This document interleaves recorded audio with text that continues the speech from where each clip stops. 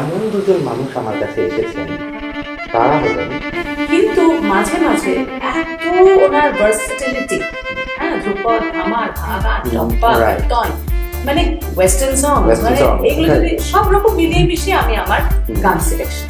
সুতরাং গুরুদেব সবসময় সেটাই ভাবতে চেয়েছেন, সকলকে নিয়ে তিনি হতে চেয়েছেন এবং তিনি সকলেরই হতে চেয়েছেন। হৃদয় আমার প্রকাশ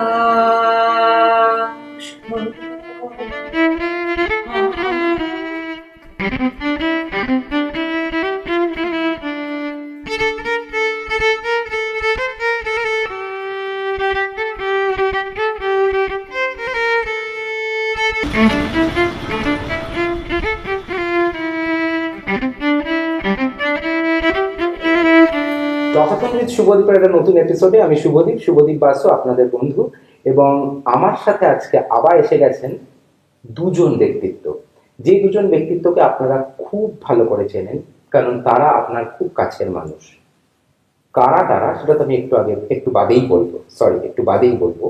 কিন্তু যেটা নিয়ে কথা হচ্ছে সেটা হলো যে এখন তো কবিপক্ষ চলছে এবং মাতৃদিবসও গতকাল গেছে, মাদার্স ডে। তো এই দুটো মিলিয়ে এমন দুজন মানুষ আমার কাছে এসেছেন, তারা হলেন শ্রেয়া গুহ ঠাকুরতা এবং তার মা শাশ্বতী গুহ ঠাকুরতা। সো একদম আর কথা না বাড়িয়ে আমরা চলে যাচ্ছি ডাইরেক্টলি শ্রেয়া এবং শাশ্বতীদির কাছে। ওয়েলকাম শ্রেয়া, ওয়েলকাম শাশ্বতীদি। Thank you. আর সত্যি মানে আমি আজকে যে কি খুশি যে আপনাদের দুজনকে একসাথে পেয়েছি, কারণ শ্রেয়া তো অলরেডি এখানে থাকোই না, আর শাশ্বতীদিও তো খুব ব্যস্ত মানুষ এখন। ব্যস্ত কে নয় বলতো? ব্যস্ত সবাই, কিন্তু এখন তো শাশ্বতীকে পাওয়াও খুব মুশকিল, নয় ওটিটি নয় সিরিয়াল, এই তো দেখছি আর কি। তো যেটা নিয়ে আমরা আজকে অনুষ্ঠানটা করছি শ্রেয়া আর শাশ্বতীদি, সেটা হচ্ছে যে গতকাল তো মাতৃদিবস গেছে, আজকে আমরা দাঁড়িয়ে আছি 13ই মে 2024। তো গতকাল 12ই মে মাতৃদিবস গেছে এবং গত 8ই মে গেল হচ্ছে 25শে বৈশাখ।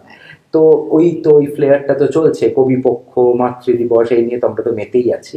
তো এরকমই একটা সময় তোমাদের দুজনকে একসাথে পাওয়াও গেল, সেটাও একটা খুব বড় জিনিস।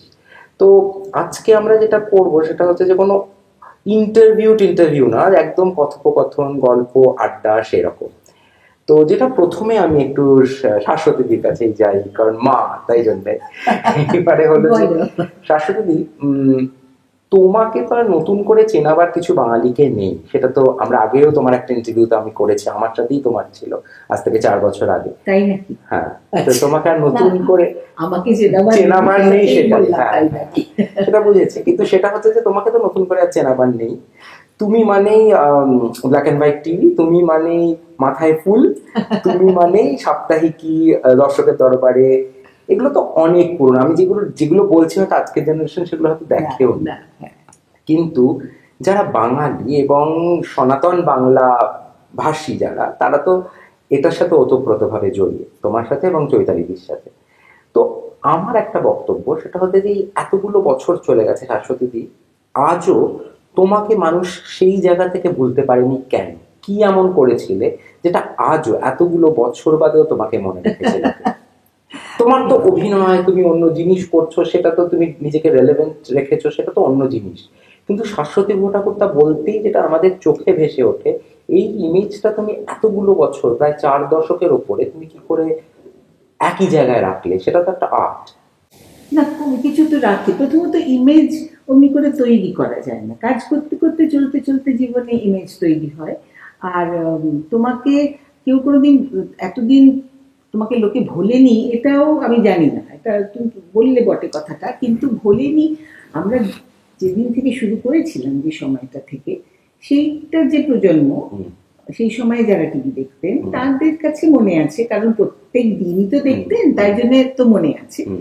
আর তবে এখনকার প্রজন্ম যারা এখন ছোটরা, সবই কলেজে গেছে, তাদের কি ভালো লাগে, ধ্যান ধারণা, রুচি সবটাই তো পাল্টে গেছে। তারা হচ্ছে সবাই আমাকে ফোটে চিনি বলে জানি না, চিনলে ভালো, চিনলে খুব খুশি হয়। ইমেজ তো ধরে রাখি, কি ইমেজ তাই জানি না, আমি যা আমি তাই, এবং চিরদিন আমি যা সেরকমই থেকেছি। তাতে হয়তো একটা image না, তৈরি তোমার একটা হয়েছে। যেটা ছিল সেটা হচ্ছে যে তোমার একটা অভিনব সাজগোজ ছিল, যেটা নিয়ে একদিন কথাও হয়েছে তোমার সাথে, যে একটা ফুল লাগানো, যেটা আজও রবীন্দ্রনাথের গান বা রাবীন্দ্রিক অনুষ্ঠানে এখনো একটা অবিকল নকল চলে।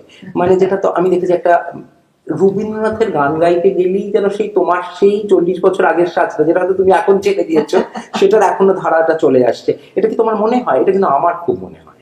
দেখো, ফুল লাগানো একটা আমাদের সময়, মানে আমরা যখন তরুণী সেই সময় ফুল লাগানো, মাথায় মালা লাগানো, খোপায় মালা লাগানো, মালা জড়ানো, এইসব তো ছিল। আমরা আমার মাদের দেখেছি, হ্যাঁ, দিদিমাদের অবশ্য দেখিনি ফুল লাগাতে, কিন্তু মাকে দেখেছি তো খোপা করে বিকেল বেলা একটা গড়ে মালা লাগালে দেখেছি। সেইখান থেকে শুরু হয়েছে, মানে সেটা হয়েছে। আর তারপরে শান্তিনিকেতনে পড়তে গেছি, সেখানে তো লাগাতাম। ক্লাসে ফুল লাগিয়ে কখনো যেতাম না, সেটা ঠিকই কথা, কিন্তু কোনো উৎসবে শান্তিনিকেতন সারাক্ষণ উৎসব, হ্যাঁ, ফুল না পেলে পাতাই লাগাতাম। এইটা। আর শ্রেয়া, এই যে শাশ্বতীদির একটা যে এরকম একটা সাংঘাতিক ইমেজ, মানে প্রতিটা বাঙালি বাড়ির ভেতরে, মানে বাঙালি বাড়ির মেয়ে হিসেবেই তো মোটামুটি শাশ্বতীদি পরিচিত হয়ে গিয়েছিল। এই জিনিসটা তোমার ছোটবেলাতে কখনো এফেক্ট করেছে, যে তোমাকে ওই তো শাশ্বতীদির মেয়ে, বা তো এই যে তুমি যে শাশ্বতী ঘোষ ঠাকুরের তার মেয়ে, তো সেইটা তোমাকে এফেক্ট করতো তখন? তো সত্যি বলতে গেলে অনেকগুলো সময়, অনেকগুলো বছর, এখনো মাঝে মাঝে আর কি, কিছু বছর আগে পৌষ মেলায় গিয়েছিলাম শান্তিনিকেতনে। তখন ওই সাঁওতালের গয়না আমরা সবাই ভালোবাসি, সাঁওতালের গয়না জাস্ট এই চোখে কিনছি দেখছি। হঠাৎ করে একজন ভদ্রমহিলা, খুব ছাপোষা, এসে বললো আমাকে, আপনার গান খুব ভালো লাগে। আর তারপর বললো, আচ্ছা আপনি তো শাশ্বতী চৈতালির মেয়ে না? শাশ্বতী চৈতালির মেয়ে। তখন আমি বললাম যে কোনো একজনকে বেছে নিন।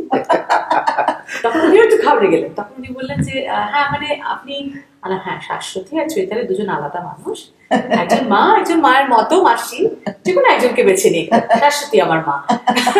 So for a long time আমার মধ্যে আইডেন্টিটি প্রবলেম ছিল যে আমি কার মেয়ে।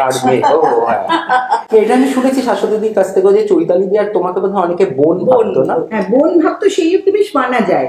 কিন্তু খুব হালেও আমরা দেখেছি একজন, খুব হালে, মানে কয়েক বছর দুয়েকের মধ্যেই একটা জায়গায় বসে আছি দুজনে, আমি আর চৈতালি একটা অফিসে গেছি, পাশাপাশি বসে আছি। তো একটি মেয়ে ঢুকলো, বেরিয়ে গেল, বেরিয়ে আবার ঢুকে এসে ভীষণ করতে, ও আপনারা আলাদা? আমি তো ভাবতাম একজনই।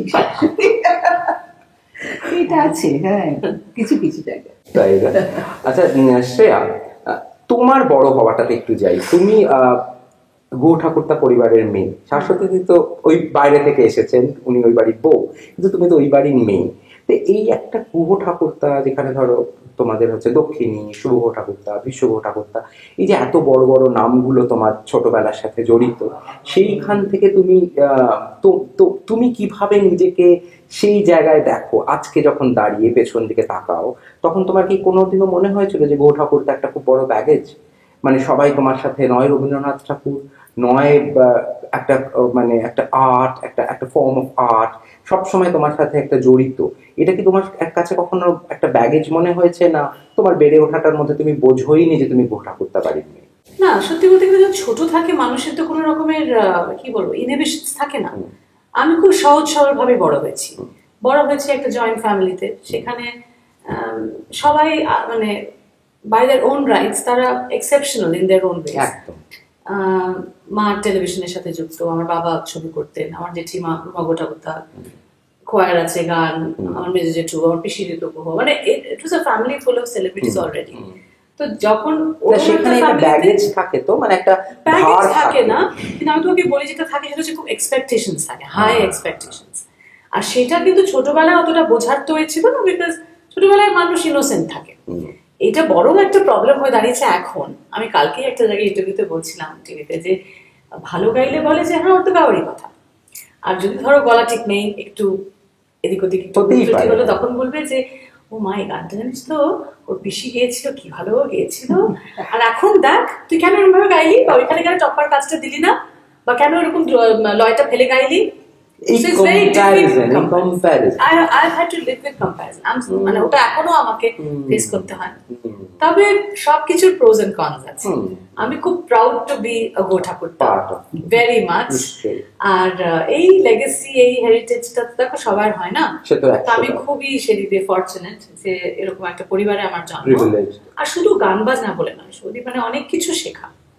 একটা বড় হয়ে ওঠা এরকম একটা পরিবারে কি জিনিস কি শিখেছিলে? ধরো এই যে ধরো বাঙালি আনা যেটা তুমি বলছো, এখন সবকিছু অনেক কিছুর মধ্যে দেখি যে ভীষণ বেনজল ঢুকে আসছে আমাদের জেনারেশনে। আমাদের জেনারেশন ওয়াজ মাচ সিম্পলার, কিন্তু এখন দেখবে আমাদের পছন্দগুলো চাহিদা সবকিছু খুব মানে খুব কি বলবো ফাস্ট, খুব সহজে কি পাওয়া যায় এক্স্যাক্টলি।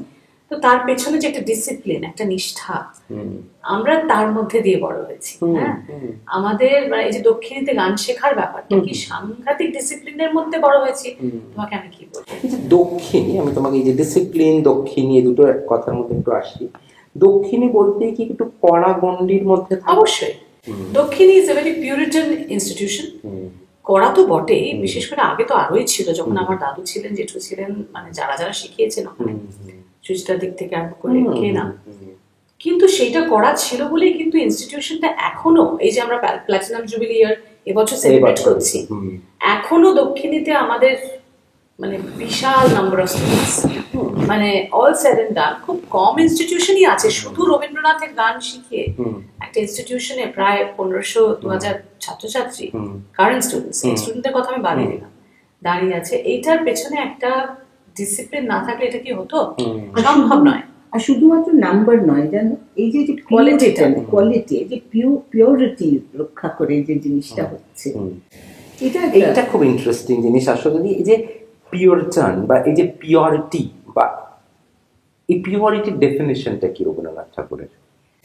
শোনো, আমরা তো এটা মানতেই হবে যে রবীন্দ্রনাথ একটা মানে তিনি যেভাবে বাঙালির কাছে দরবার, বাঙালির কাছে বিশ্বের দরবারের কথা আমি ছেড়ে দিচ্ছি, বাঙালির কাছে প্রত্যেকটা মানুষের নিজস্ব রবীন্দ্রনাথ আছে, একদম সে নিজের মতন করে রবীন্দ্রনাথকে দেখে।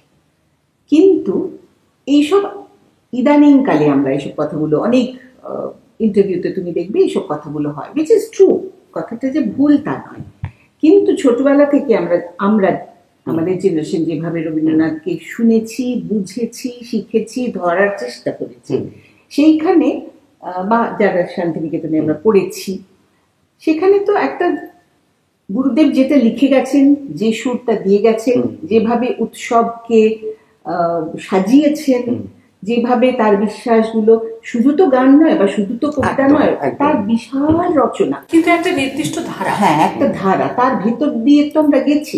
শিক্ষকদের আমরা তো গুরুদেবকে পাইনি, গুরুদেব মারা যাবার 30 বছর পরে আমি শান্তিনিকেতনে গেছি, কিন্তু যে শিক্ষকদের সে সময় পেয়েছি তারা তো পেয়েছিলেন। সেইখানে তো একটা দেখো, তোমাকে একটা দুটো কুলের মধ্যে একটা নির্দিষ্ট ধারার মধ্যে তোমাকে বাঁধতেই হবে, আপন মনে ছড়িয়ে দিলে চলবে না, তাহলে তো প্রত্যেকটা মানুষেরই একটা নিজস্ব ভাবা আছে, একটা দেখা আছে, একটা কল্পনা আছে, জিনিসটা ছড়িয়ে যাবে, একটা তোমাকে ঠিক নির্দিষ্ট। কিন্তু আমার মানে এই যে এখন বলে যে রবীন্দ্রনাথ ঠাকুরকে তুমি তোমার নিজের মতন, একটু আগে যেটা শাশ্বতী বললে যে রবীন্দ্রনাথ ঠাকুর কিন্তু প্রত্যেকটা মানুষের কাছে আলাদা আলাদা, মানে ধরো একটা চোখের বালি একটা গল্প উপন্যাস, যেটা ধরো আমি যেটা ডিরাইভ করলাম গল্পটা পড়ে বা উপন্যাসটা পড়ে, সেটা থেকে হয়তো একটু কিছু আলাদা হলেও হয়তো তোমার কাছে মনে হয়েছে, একদমই তাই। কিন্তু এই যে সেটা তো সব সাহিত্যের ক্ষেত্রেই হতে পারে, রবীন্দ্রনাথ ঠাকুরকে নিয়ে আমরা আলোচনা করছি, কবিপক্ষ তোমরা অ্যাবসলিউট সো কল পিওরিটান সেই জায়গা থেকেও আমি একটু শুধু জানতে চাই যে রবীন্দ্রনাথ ঠাকুর কি সকলের নন? সকলের তো বটেই, গুরুদেব সবসময় সেটাই ভাবতে চেয়েছেন, সকলকে নিয়ে তিনি হতে চেয়েছেন এবং তিনি সকলেরই হতে চেয়েছেন, কিন্তু সকলে কি বুঝেছে সেটা আমার একটা প্রশ্ন। আচ্ছা, সকলে কি বোঝা মানেটা কি? বোঝা মানে তার যে ফিলসফি, তার যে জীবন দর্শন, সেটাকে কি আমরা একটু বেশি করে ভাবছি না? ধরো একটা আমি উপন্যাস পড়ছি, সেটা রবীন্দ্রনাথ ঠাকুরও হতে পারে, আজকালকার কন্টেম্পোরারি কোনো লেখকও হতে পারে, ঠিক আছে? এইখানে ডিফারেন্সিয়েটটা করো কিভাবে? আমার কাছে এটা একটা প্রশ্ন তোমাদের দুজনের কাছে, যে রবীন্দ্রনাথ ঠাকুরকে পড়তে গেলেই কি সেই ভাবনাটাকে খুব রিফাইন করতেই হবে, এরকম কোনো মানে আছে? আমার মনে হয় না। Rabindranath is very simple. আমার মনে হয় যে কোনো মানুষের কাছে রবীন্দ্রনাথ, তার পার্সপেক্টিভে সব সব মানুষের কাছে তার পার্সপেক্টিভস আর ডিফারেন্ট, কিন্তু রবীন্দ্রনাথকে কিন্তু সহজেও পাওয়া যায়। কিন্তু আবার এটাও বলতে হয় যে রবীন্দ্রনাথকে বুঝতে গেলে তোমাকে তার সাহিত্য বলো, গান বলো, একটু ডুবতে হবে, এটাও ঠিক। খুব সুপারফিশিয়ালি খেলো ভাবে রবীন্দ্রনাথকে চেনা যায় না, তাই না? একদম। শ্রেয়া, তোমাকে একটা কথা বলছি, তুমি তো গায়িকা এবং যথেষ্ট নাম করা এখন তুমি। আমার একটা ছোট জিনিস আছে জিজ্ঞাসা, তুমি কি খুব আনকমন গান গাও, নাকি তুমি কমন গানের মধ্যেই নিজেকে রাখার চেষ্টা করো? বিকজ আমি দেখেছি রবীন্দ্রনাথ ঠাকুরের গান, এই যে বোঝা না বোঝার একটা তো ব্যাপার আছেই, সেখানে কিন্তু আমি দেখেছি লোকজনের কাছে এখনো সেই কয়েকটা গান মানে যেগুলো গাইলে একটা আসল অর্থাৎ জমে যাচ্ছে। ধরো সেই তুমি রবে নীরবে, পুরানো সেই দিনের কথা, ফুলে ফুলে বাচ্চাদের ক্ষেত্রে হলে ফুলে ফুলে ডলে ডলে পৌস্তদের ডাক দিয়েছে। এছাড়াও ধরো এসেছো প্রেম, মানে আমি বলছি যে কয়েকটা আলাদা ডিফারেন্ট গান, সেই গানগুলো কি তোমার মনে হয় শ্রোতা খুব উৎসুক আজকের দিনে শোনার জন্য বা ডিফারেন্ট সংস শোনার জন্য, বা নাকি সেই চিরাচরিত ওই শ্রেয়া তুমি একটু পুরানো সেই দিনের কথাটা গাও তো, একটু ওই আগুনের পরশমণিটা গাও তো, যেগুলো ভেরি পপুলার সংস? আসলে আমার মনে হয় শুধু আমরাও দেখো উই আর পারফর্মার্স, কিন্তু প্রথমত আমি বলি আমার সবচেয়ে ভালো লাগে, আমি সবচেয়ে বেশি পার্সোনালি আনন্দিত হই যখন আমি নিজে গান গাই। তো কারণ আমার কাছে তখন সেইটুকু সময় রবীন্দ্রনাথ আমার খুব কাছের মানুষ, এবং আমি যেসব গান শুনতে ভালোবাসি বা শিখেছি অনেকগুলো তার মধ্যে আছে যেগুলো হয়তো আমার বাইরে করে শোনাবার সুযোগ হয় না। কারণ সত্যি যেরকম তুমি বলছো আনকমন, একটা অনুষ্ঠানে গাইলে আমি চেষ্টা করি মনোরঞ্জন মাথায় রাখলে লোকেদের রিকোয়েস্ট শুনতে ভালো, you can relate to your audience and vice versa. তার মানে রবীন্দ্রনাথ ঠাকুর কোথাও মনোরঞ্জন, কোথাও এন্টারটেইনমেন্ট। ডেফিনেটলি। কিন্তু আমরা সেটা বলি যে আমি শুধু ওই 5টা গানই শোনাবো আর 10টার মধ্যে ঘোরাফেরা করবো, সেটাও না। কারণ রবীন্দ্রনাথের এত ভার্সেটাইল কম্পোজিশনস আমার খুব ভালো লাগে যে বহুশ্রুত গান গাই, কিন্তু আবার মাঝে মাঝে স্বল্পশ্রুত গান গাইতে খুব ভালো লাগে। কারণ তাহলে মানুষ তো চিনবে না। এই যে 2500 গান রবীন্দ্রনাথের, আমি শুধু 30টা-40টার মধ্যে ঘোরাফেরা করি, তাহলে আমি শিখলাম কেন? হ্যাঁ, তো সেটা একটা ব্যাপার। আমি কিন্তু সবসময় গান নির্বাচন করি ওরকম ভাবে। একটা অনুষ্ঠান, একক অনুষ্ঠান যখন আমার থাকে, ধরো আমাকে 1.5 ঘন্টা গাইতে হবে, সেখানে আমি হয়তো প্রথমে একটা পপুলার গাইলাম, শেষে একটা সবাইকে বললাম আপনারা সকলে যোগদান করুন, যেটা সবাই জয়েন করলো, আগুনের পড়াশোনা হতেই পারে।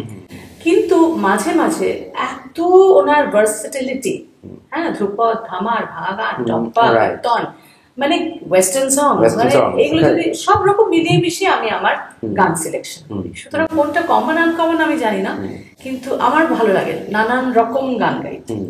শ্রোতা আছে, শ্রোতা আছে, এমন নয় যে সব শ্রোতা শুধু ওইগুলোই শুনতে চায়। হ্যাঁ, একটা বড় সংখ্যক শ্রোতা আছেন যারা চেনাশোনা গান শুনতে ভালোবাসেন, কারণ যে গানটা তারা জানেন, ওই যে বলে না একাকি নয় গান, গায়কের নয় গান, তো কি হচ্ছে সে নিজে মনে মনে সেই গানটা গাইছে। হ্যাঁ, কিন্তু আবার একটা বিশাল সংখ্যক শ্রোতা আছেন যারা কিন্তু কম শোনা যায় স্বল্পশ্রুত গান শুনতে এবং এও করে, মানে আমার কাছে প্রচুর। এর মধ্যে কবিপক্ষে অনুষ্ঠানে অনেক জায়গায় জানো, মানে সে টিভি প্রোগ্রাম হোক বা স্বল্পশ্রুত গান তোমার কাছে একটু শুনতে চাই, বা এমন একটা গান আমি তো বলিও যে এটা তো পরীক্ষা দেওয়ার মতো কিছুটা ভালো লাগে।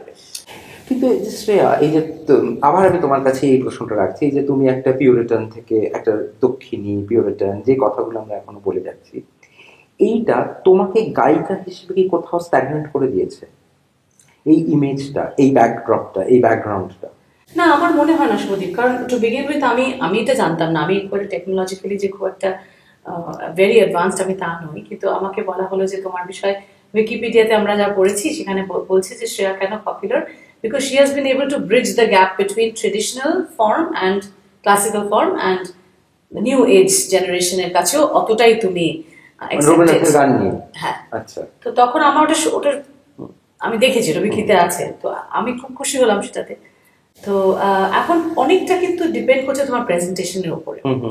পিউরিটান মানে কি, আমি রবীন্দ্রনাথের গান সুর স্বরকে নিয়ে আমি খেলা করি না, আমি মাঝখান থেকে গান ধরি না, বা আমি কিছু কিছু লা লা লো লা অ্যাড করি না। আমি গানটা যেভাবে গাওয়ার কথা সেরকম ভাবে গাই, কিন্তু অনেক সময় আমার অনেক বিভিন্ন সিডিতে আমি ধরো কিছু ওয়েস্টার্ন ইনস্ট্রুমেন্টস ইউজ করেছি। সবসময় যে সেটা সরদার স্টাজ বেজে তা কিন্তু নয়। তুমি যে গানের কথা বললে ধরো ফুলে ফুলে, সেখানে আমি হাম করে সারেগামা এইচএমভি আমাকে অ্যালাউ করেছিল করতে সেটা। তো আমি নিজে আমি জানি তুমি জানো কিনা, আমি 4 বছর বয়স থেকে পিয়ানো শিখেছি ক্যালকাটা স্কুল অফ মিউজিকে। তো I have learned western classical music for 15 years. তো সুতরাং ওয়েস্টার্ন কর্ডস বা ওয়েস্টার্ন, আমি একসময় প্রচন্ড ওয়েস্টার্ন গান গাইতাম স্কুলে কলেজে। তো সব রকম গান নিয়ে আমি আমার জীবনে খুব এক্সপেরিমেন্ট করেছি। সুতরাং then am I a puritan? I am a puritan to the right form of music. আমি ভীষণ ইন্ডিয়ান ক্লাসিক্যাল মিউজিক ভালোবাসি, সব কনসার্টে যাই, নিয়মিত এসআর এর দর্শক। আমার বন্ধু বান্ধবরা গান করে, রবীন্দ্রনাথের গান তো পরিবারে আছে। আমি স্কুল কলেজে চুটিয়ে হুইটনি হিউস্টন, মারায়া ক্যারি, শার্লি বাসি এসব গাইতাম। এখনো যখন বেড়াতে যাই কোথাও হোটেলে, বিদেশে, ইউরোপে, বিশেষ করে একটা বড় গ্র্যান্ড পিয়ানো দেখলাম, আমি বসে পড়ি। কে দেখলো কে শুনলো আই ডোন্ট কেয়ার। আমি এরকম, আমি ভীষণ Bohemian when it comes to music. So bohemian হলে তোমার পিউরিটান হওয়া যায় না, বলো, ইটস কন্ট্রাডিক্টরি। আমার গান ভালো লাগে, আই এম ভেরি মিউজিক্যাল, আমি এটা নিজেই বলি। গান সঙ্গীত আমার কাছে সবকিছু, ওটা আমার অক্সিজেন। বিকজ শ্রেয়া ঘোষাকর্তা মানে গায়িকা, শ্রেয়া ঘোষাকর্তা মানে রবীন্দ্রনাথ, কিন্তু শ্রেয়া ঘোষাকর্তা মানে আর কি? শ্রেয়া ঘোষাকর্তা ভীষণ খেতে ভালোবাসে, বেড়াতে ভালোবাসে, মডেলিং করেছো, ওসব কথা আজকে আমরা যাবই কেন? এই যে বললে পিউরিটি ইমেজ, আমি এবার একটু এটাতেই আসতে চাইছি যে তুমি একটা সময় কিন্তু আবার মডেলিংও করেছিলে সানন্দাতে, সেটা কিভাবে হয়েছিল? মায়ের পরিচিতি হেল্প করলো, বাবার পরিচিতি হেল্প করলো, কি বলে? না, ফ্যামিলির একটা পরিচিতি, কিন্তু টু বি অনেস্ট আমি জানি না দর্শকেরা জানে কিনা, অনেকে জানে অফকোর্স, কিন্তু তোমাকে শ্রেয়া একটা সময় সানন্দায় চুটিয়ে মডেলিং করেছে। শোনো, সেটা কিন্তু শ্রেয়া নিজের পছন্দে করতো। তুমি বললে না, হ্যাঁ ঠিক উল্টোটা মানে আমাকে হাইজ্যাক করা হতো। সুদেশনা মাসি, সুদেশনা দি তখন বিবিধি ছিলেন, নিয়মিত আমার স্কুলে আসতেন। 3টের সময় বন্ধ স্কুলের ঘন্টা বাজত, আমাকে ওরা হাইজ্যাক করে আগে নিয়ে যেত স্টুডিওতে ছবি তুলতে, তারপর মডেলিং, নানান রকম কাপড় চোপড়, এই ওই গহনা আনো ক্লিপ, যত রকমের ক্রিসমাস ট্রি সাজানো যায় আমি হচ্ছে তাদের গিনি পিক ছিলাম, বুঝেছো? আমাকে নিয়ে আর ওটা রিনাওয়াসিনী ইনস্ট্রাকশন ছিল, অপর্ণাসিনী। তো এবার আমি করেছি এগুলো, কিন্তু আমার একেবারে ভালো লাগতো না, বিলিভ মি। কেন ভালো লাগতো না আমি তোমাকে বলি, কারণ আমি ছোটবেলায় একটু টম বয়স ছিলাম, ছোট ছোট চুল ছিল। এই চুল একটু বড় হয়েছে বিয়ের পর থেকে। হ্যাঁ, যেন তুই বলে না ফুল লাগানো এসব একটু না, ভাবতাম যে না, এটা রবীন্দ্রনাথের গান গাইছি, তখন তো বয়সটা কম। আমি এরকম টম বয়সকে লোকে আমাকে একেবারে অ্যাকসেপ্ট করবে না। তো তখন একটু ভাবলাম যে না, let me change my image a little. কিন্তু আমি বরাবর ভীষণ টম বয়স, আমার বন্ধু বান্ধবরা জানে কিরকম কতটা। আর ওই ওখানে দাঁড়িয়ে যে ঘেমে টেমে মেকআপ করো, এ করো, সংসাজো, একেবারে আমার কোনোদিনই ওগুলো পছন্দ ছিল। মানে যারা মডেল তারা কিন্তু সং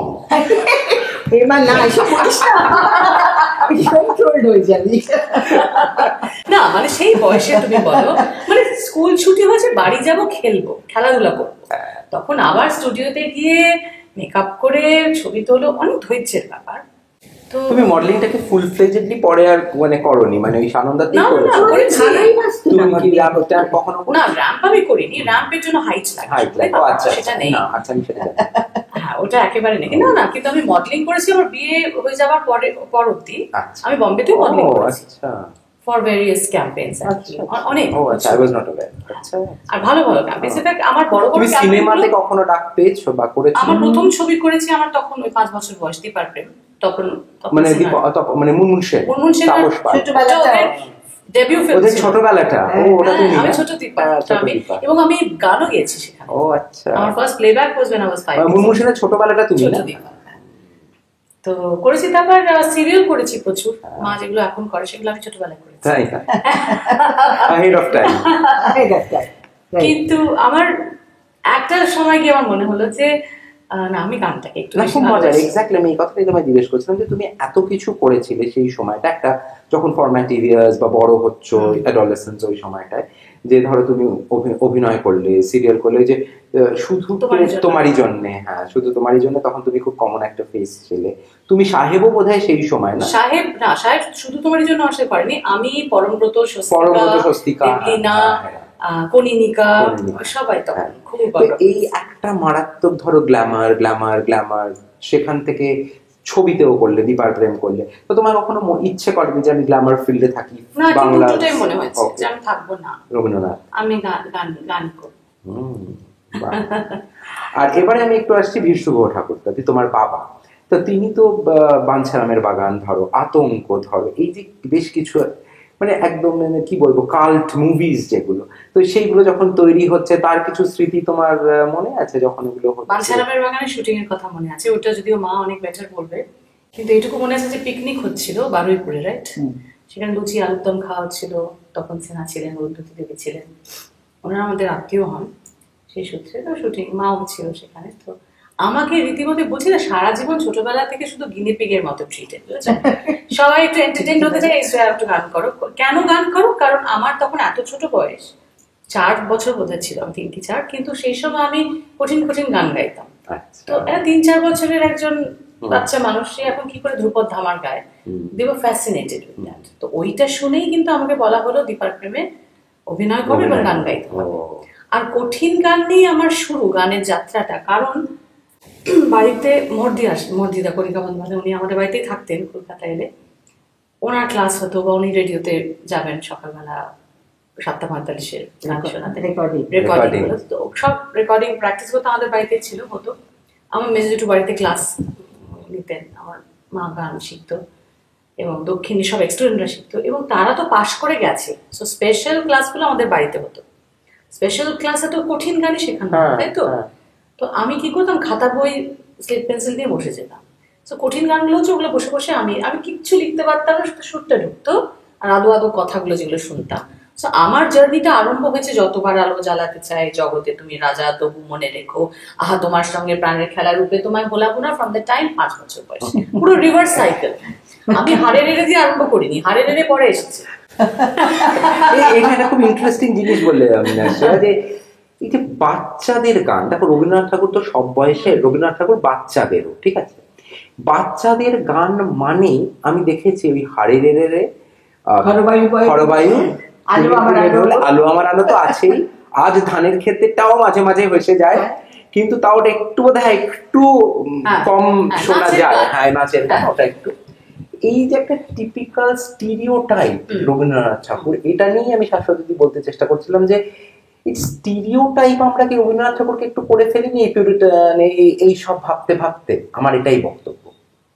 না, আমার সেটা মনে হয় আমারও মনে হয় না স্টিরিওটাইপ না, মানে না, এটা কি আমাদের বাঙালিদের একটা, আমার বাচ্চা গান গাইবে, তাকে ছোটবেলায় ওই ফুলে ফুলেটাই গাইতে হবে? সেই না, শোনো আমি বলছি, রবীন্দ্রনাথ একটা বিশাল খনি, সাগরের মতন অতল, কিন্তু সেটা আমরা কতটা কালটিভেট করি ওইটাই। এবার আমি যদি কালটিভেট না করি, আমি ওই 5টা গানের মধ্যেই বেছে নিলাম আমার বাচ্চা, এই তো বাচ্চাদের গান। কিন্তু এটাও আইরনিক্যালিও বললো কিন্তু যে আমি কিন্তু খরবায়ু হাড়ের গাইনি, তার মানে আমরা ব্যাক অফ দ্য মাইন্ডে কিন্তু আমাদের একটা রয়েছে যে বাচ্চা মানেই হাড়ের রে, বাচ্চা মানেই ফুলে ফুলে, বাচ্চা মানেই আলো আমার আগে। হ্যাঁ, এটা হচ্ছে জেনারেলাইজ করা।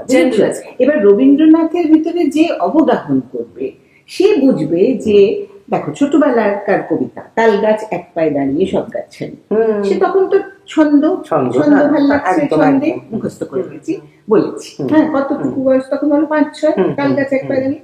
আজকের দিনে এসে যখন আমি তাল গাছ কবিতা পড়ি, তার কি গভীর মানে অনুভূতি একেবারে অন্যরকম। সুতরাং কে কতটা আমি রবীন্দ্রনাথে ডুব দিচ্ছি তার উপরে ডিপেন্ড করে।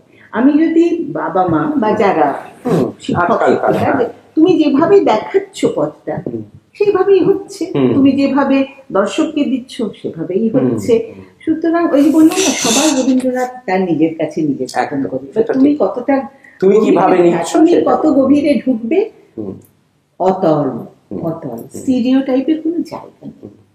আমরা তো রবীন্দ্রনাথ ঠাকুরকে নিয়ে অনেকক্ষণ কথা বলছি এবং আবার বলবো, কারণ গায়িকা যখন রয়েছে এবং সেটা তো হবেই। কিন্তু এবারে একটু চলে যাই শাশ্বতীদির সাথে। তোমার ছোটবেলা শাশ্বতীদি, তখন যেটা বলছিলাম যে দূরদর্শনের একটা বিশাল পপুলার ফেস, তারপরে তো তোমার বাবা বিশ্বকোষ ঠাকুরতা অভিনয় করছেন, তিনি ব্যস্ত।